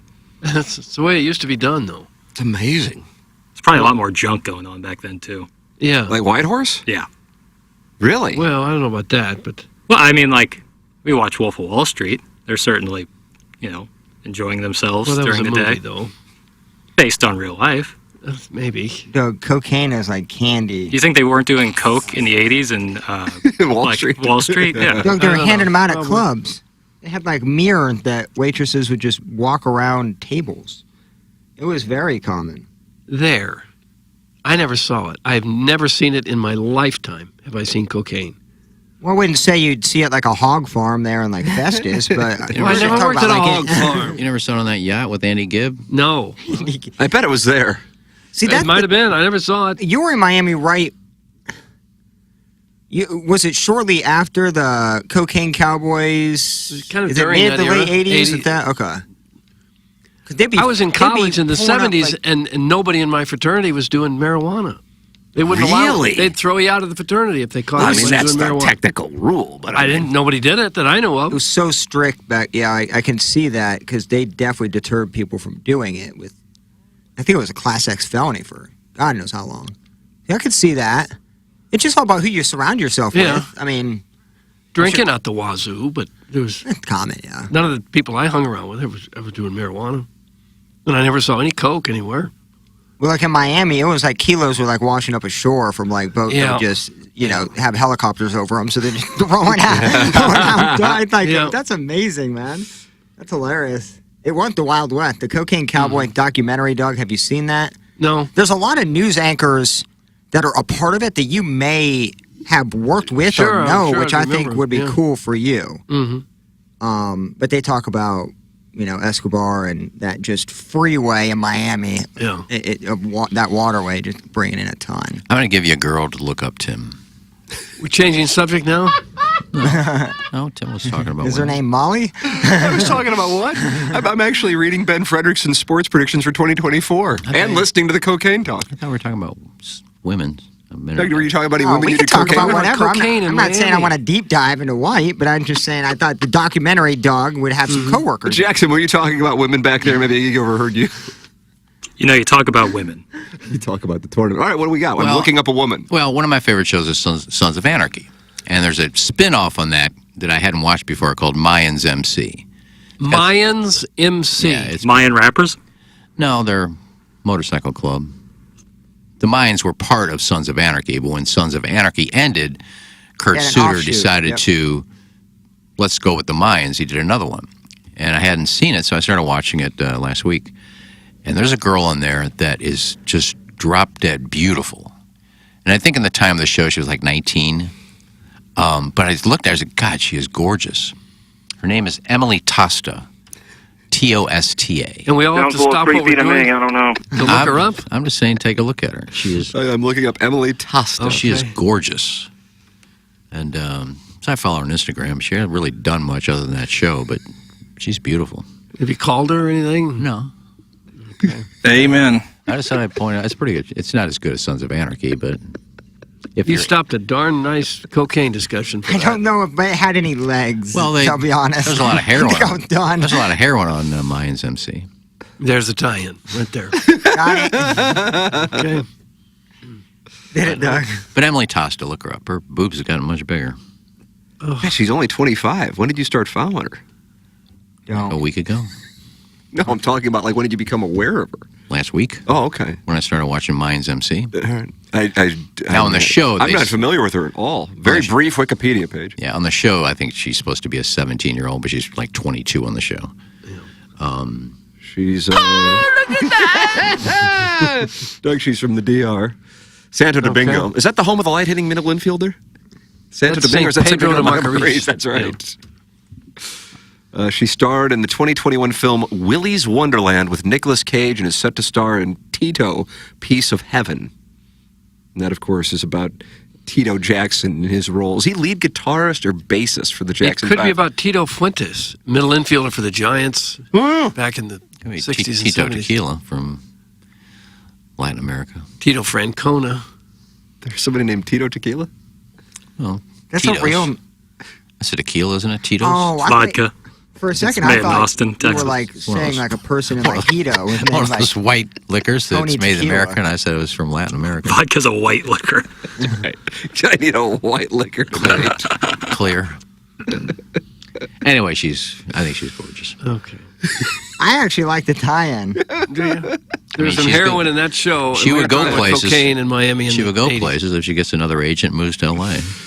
I seriously. You would go places if you work with Mark Hanna of Evergreen Wealth Strategies. Jackson, you do. What's the deal with this guy? I think he might be a life Sherpa. Good stuff. Great stuff. Outstanding stuff. I went by his office yesterday. I got some grass. He was delicious. And I was like, man, I was driving by. I was like, anytime I can go into that office and have a conversation with Mark, I feel better about that's the myself. impact he has on your life. It's true. It really is. Like that, you want somebody in your corner that you know you can trust and you can communicate with pretty much at any time. Like you get on the phone with Mark Hanna, you have some sort of issue with your plan that he custom built for you, or maybe something in your life changed and you need to change your plan. You know you can get on the phone with him. He'll give you sound advice both on your finances and your life, really. So he sits there in a leather wingback chair, smoking jacket on, ascot, and you arrive there and just lay down on a couch and he dispenses life advice? That's what I'm picturing. That's what goes on. Yeah, it kind of is like that because your finances are so much tied into your life. I've talked about before. He knows how to really bridge that gap, how to find that balance between happiness and money, which is so important. That's why I love working with Mark Hanna. It's exactly why you'll love working with Mark Hanna as well. Yeah, his website's evergreenstl.com, or you can give him a call, 314-889-0503. That's Mark Hanna. Evergreen Wealth Strategies. Money doesn't buy happiness, but wealthy people tend to be a whole lot happier than the poor. Think about that. Good job, Doug. EvergreenSTL.com. I received this email from a longtime listener and an attorney. Tim, I want to recognize C.D. Longo for outstanding legal work. I referred a personal injury case to C.D., and he handled it promptly and obtained a great result. These guys definitely know what they're doing. Please feel free to read my email in the air. Loyal listener, attorney Jerry Tanner. He's talking about C.D. Longo and Doug Biggs of the Longo Biggs Injury Law Firm. If any of my family or friends are ever in an accident, I want them to call Doug Biggs and C.D. Longo at Longo Biggs Injury Law. They're not a churn and burn type of law firm. These guys are local, and they are TMA listeners. They are friendly, they're professional, and most importantly, they are excellent personal injury lawyers. You can find out more by going to longobiggs.com, LONGOBIGGS.com, longobiggs.com. Remember, the choice of a lawyer is an important decision and should not be based solely on advertisements. Jackson, why don't you tell me about Circa? Sure, Tim. I'd be happy to tell you about Circa. Do it. Because it's the world's largest sports book in Las Vegas, but now it's in Illinois. That's right. The Circa Sports app is sports betting the way it should be, with big app bets, high betting limits, tight money line splits, and the best customer service around. You're not going to talk to a chatbot when you deal with Circa. That's not that's going to happen. You're going to talk to a real person, the same people that run the Circa Resort out there in Las Vegas. And if you're a high roller, they're not going to start limiting you once you win. That's not what they do. They encourage you to shop the lines around other Illinois sports books, then return to Circa. I'm pretty confident you're going to like the lines better, including the national championship game where Michigan is favored by 4.5 points. You can bet that over on the Circa Sports app, which is now available in Illinois. Visit circasports.com for more details and get ready to start betting like a pro. If you or someone you know may have a problem with gambling, call 1-800-GAMBLER or text ILGAMB to 833-234. There it is. Jackson and I will be going down the old Thursday thoroughfare. Coming up at 10 o'clock on 101 ESPN, and then we will have QFTA. Anything goes. Still haven't gotten an erotic story from many of our female listeners. Or tales from the clubs. Right. T. McKernan at InsideSTL.com, QFTA. At least to date for 2024 daily, and we'll try to do as many as we can in 2024, and then you can watch on YouTube's TMA channel, youtube.com/TMASTL. Go back and watch it if you miss it, or just the Tim McKernan Show podcast and subscribe to it. And we've been doing that podcast since October 1st, 2017. First guest, the great Gary Pinkel. And I want to talk some Mizzou hoops, in his kitchen at his house in Columbia. Me and the Sea Monster. He was talking it over with the patrol. Yeah, that's right. That was right after Missouri had gotten stomped on by Wardam Eagle. Wardam Eagle makes its first return to Columbia since that game. Is that haven't heard much from 19th? Gary. Haven't heard much from Pinkel. I saw him interviewed. He was down on the field after the game. We had a sound clip of it the other day. Ben Arnett from KOMU. Sports director. Yeah, he's great. He does great work with that stuff. And he interviewed Pinkel, and he said how proud he was of DRF and the athletic department for... You like that, Doug? DRF? No, just... Desiree Reed-Francois and the Mizzou athletic department for sticking with Drinkowitz and building a program similar to his journey at Mizzou. How's Pinkel's health these days? Because he was good. Sick there. Yeah, he does look good. He looked good. How old is he now? Who do you think? 75? Early. Is he that I'm going to play on 71. I'll say 72. I'll say 70. He is 71. Oh, darn it. Boy, that felt good. Darn it. Okay. Great story, dork. I don't know who that could be directed to any of them. Right, any one of us. I didn't like my Emily Tosta comment. Well, it didn't go real far. It was just you saw a girl on TV that was attractive. I'd never seen anyone her. could say that on any given night. I'd never seen her before, and I thought I'd just point her out. And give a shout-out to Mayans MC. Okay. I imagine when you give a shout-out to a show, it affects the ratings nationwide. I would think so. There are a number of comedy specials that have just come out, or in the case of Mark Maron's, that was out earlier in the year, and I'm in the process of watching that. So Mark Maron. Chappelle had one come out on New Year's Eve, and then Ricky Gervais had one come out over the prominent winter holiday break. Both getting roasted. Oh, are they real? I was about to ask, had anybody seen them? I've seen comments on them before I started watching them just to see if they were any different than what they've done. The So last people were negative about Stars' performances on social media? Again, going up. I know it's shocking, Tim. Again, roasting him for going off on the transgender community again. Gervais did? That's a Chappelle thing. Yeah, but he did too. And supposedly, Gervais did? And supposedly, Chappelle was now going after the handicapped people. Oh, people didn't like that. Yeah. Have you watched them? No, I'm going to though. That might be a bridge too far. Well, it's the regular groups that go after comedians when they talk about anything. Yeah. Well, handicapped people can't help that they're handicapped. But I don't know what his context was. I don't know. They gave a few examples. But I said, I'm thinking he's going off on handicapped people. He's just making a point about something. But then again, they don't worry about the point. They worry about they mentioned somebody, so you're going off in that group. You see any other attractive women? I didn't see either of them, so I don't know. And they're both guys. Yeah. Jackson, we have a gentleman named Chuck on hold?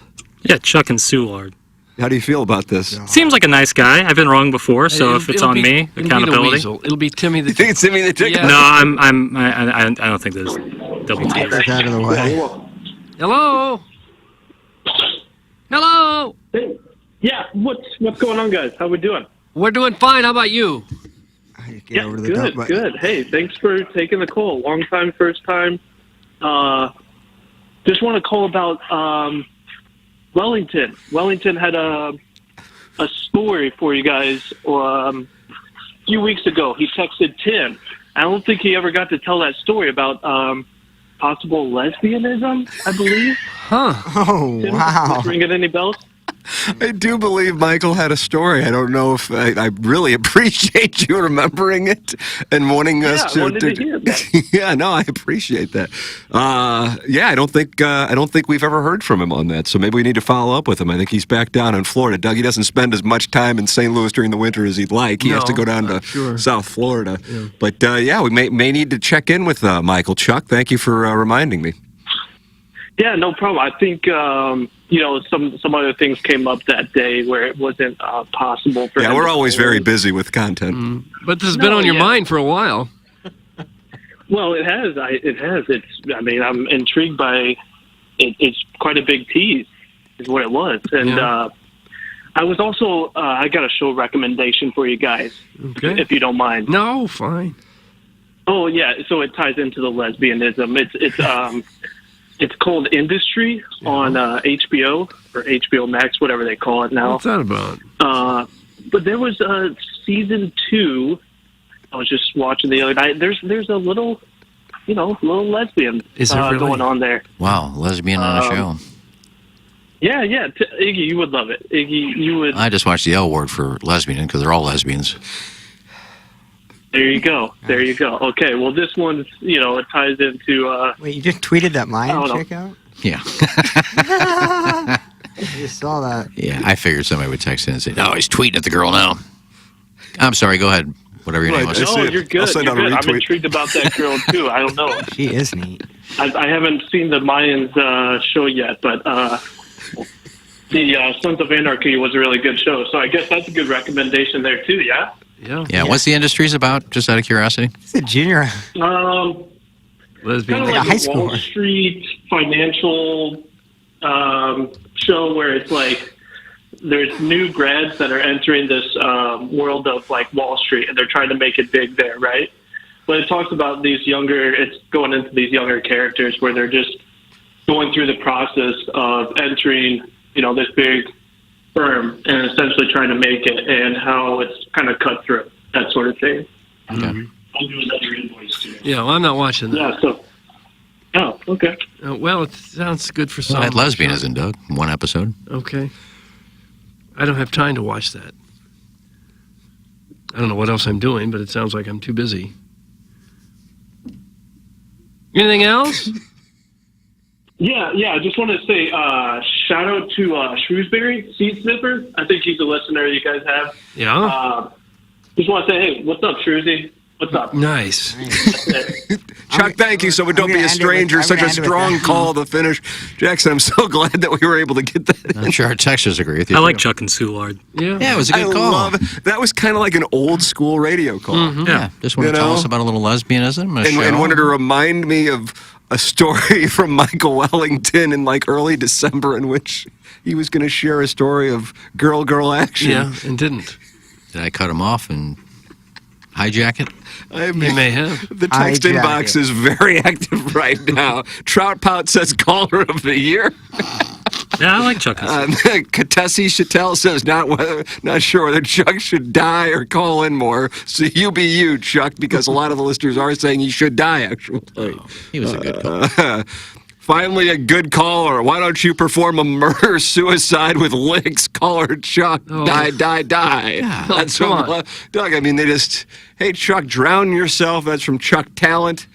And Bob Bleach. That's from the 636. So sometimes people call in for the first time. Right. And they're welcomed on this program. Everyone is invited to pass on immediately.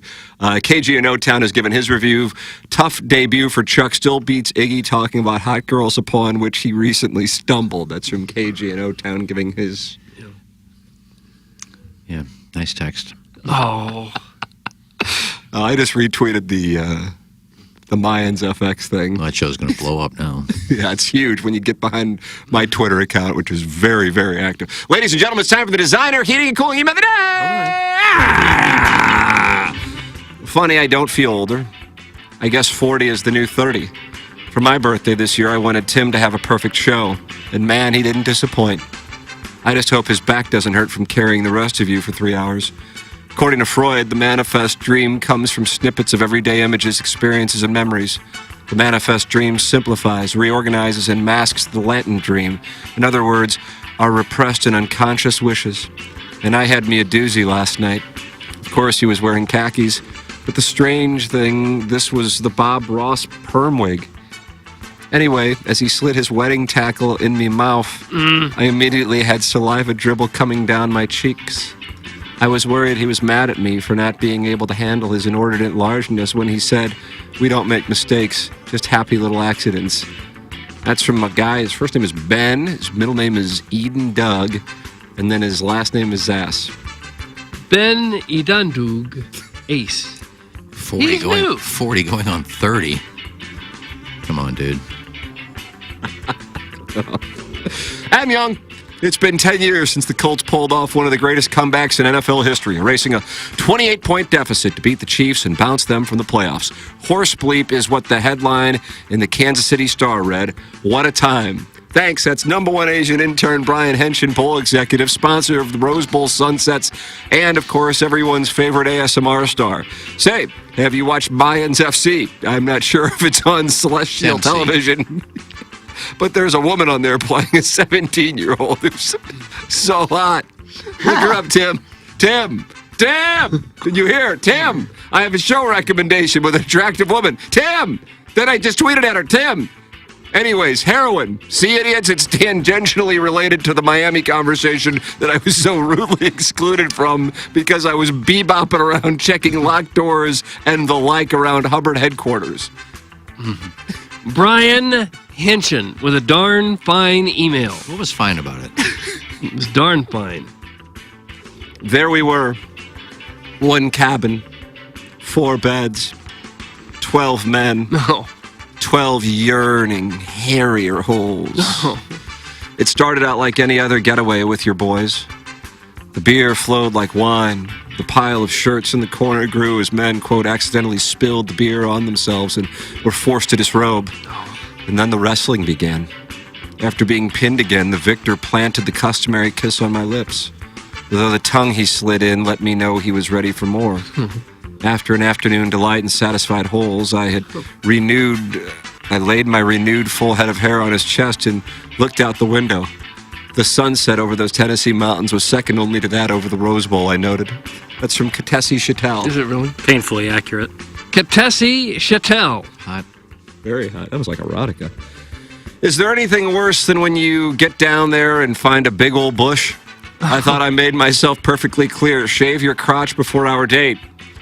I showed up expecting a smooth pubis region, and now I'm face to face with a dense thicket of matted shrubs. Not cool. 5 o'clock shadow, I'll survive. Stubble, not ideal, but I'll make it work. There's no way I'm pulling full-lengthy hairs from my mouth, though. I got my hopes up because of the solid rack hidden beneath the sweater.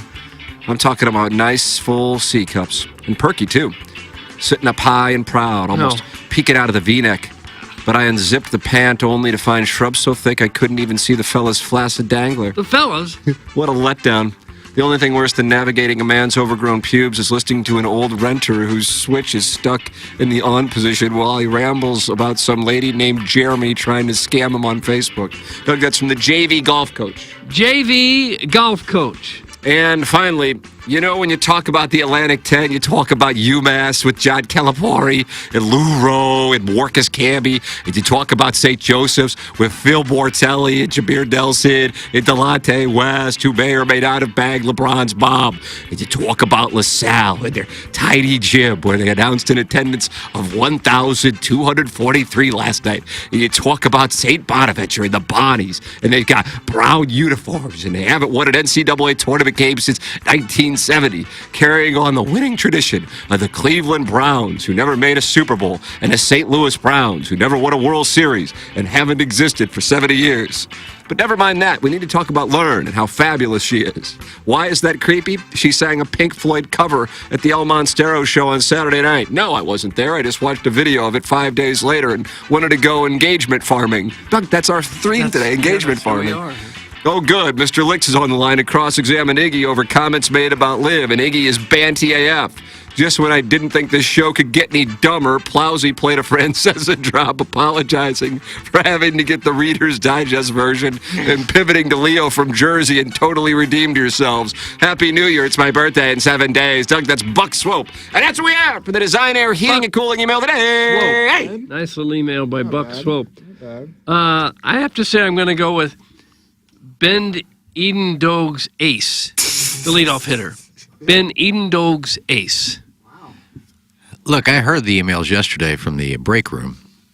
I thought they were fabulous yesterday. Mark Hanna was in yesterday. Yeah, I thought they were fabulous yesterday. Today, not so good. You had me at firm C cup. I'm going to go with JV golf coach. Oh, really? I thought we had some good ones. I really did. I'm going with Katessi Chattel. Wide open. Plowhawk, Speaker of the House. I'm going to go Doug's eating ass. Or Oh, Ben, you don't. Yeah. You didn't do Yeah. it. Congratulations to Ben. You like have it. won the Design Air Heating and Cooling email of the day. Woo!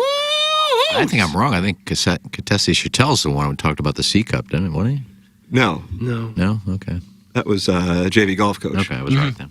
So you wanted it to be Katessi Chattel? No. Katessi Chattel was the one talking about Almost looked like Jackson he- after- in the Smoky Mountains. Tim voted, and Iggy goes, "Wait, I can retract mine." No, I didn't retract it. I'll stay with JV golf coach. He said C cup. So that means Ben Eden gets the win. Yeah. Yeah, nice birthday present for you. Congratulations to Oh, is it? Ben. Nice. Congratulations to Jackson, because we're heading down the hallway for the Thursday Thoroughfare, Jackson. And then at QFTA 11:15, you can tune in and watch Jackson and I talk about absolute nothingness and randomness and ideally some erotic stories. T. McKernan at InsideSTL.com. All right, time for us to shut it down. For the Plowhawk, for Action Jackson, for Kenneth Iggy Strode, for my brother Kevin, for Douglas Elvin Vaughn, I'm Tim McKernan. This has been The Morning After, presented to you by Brown & Crouppen. I spent 4 years in San Francisco.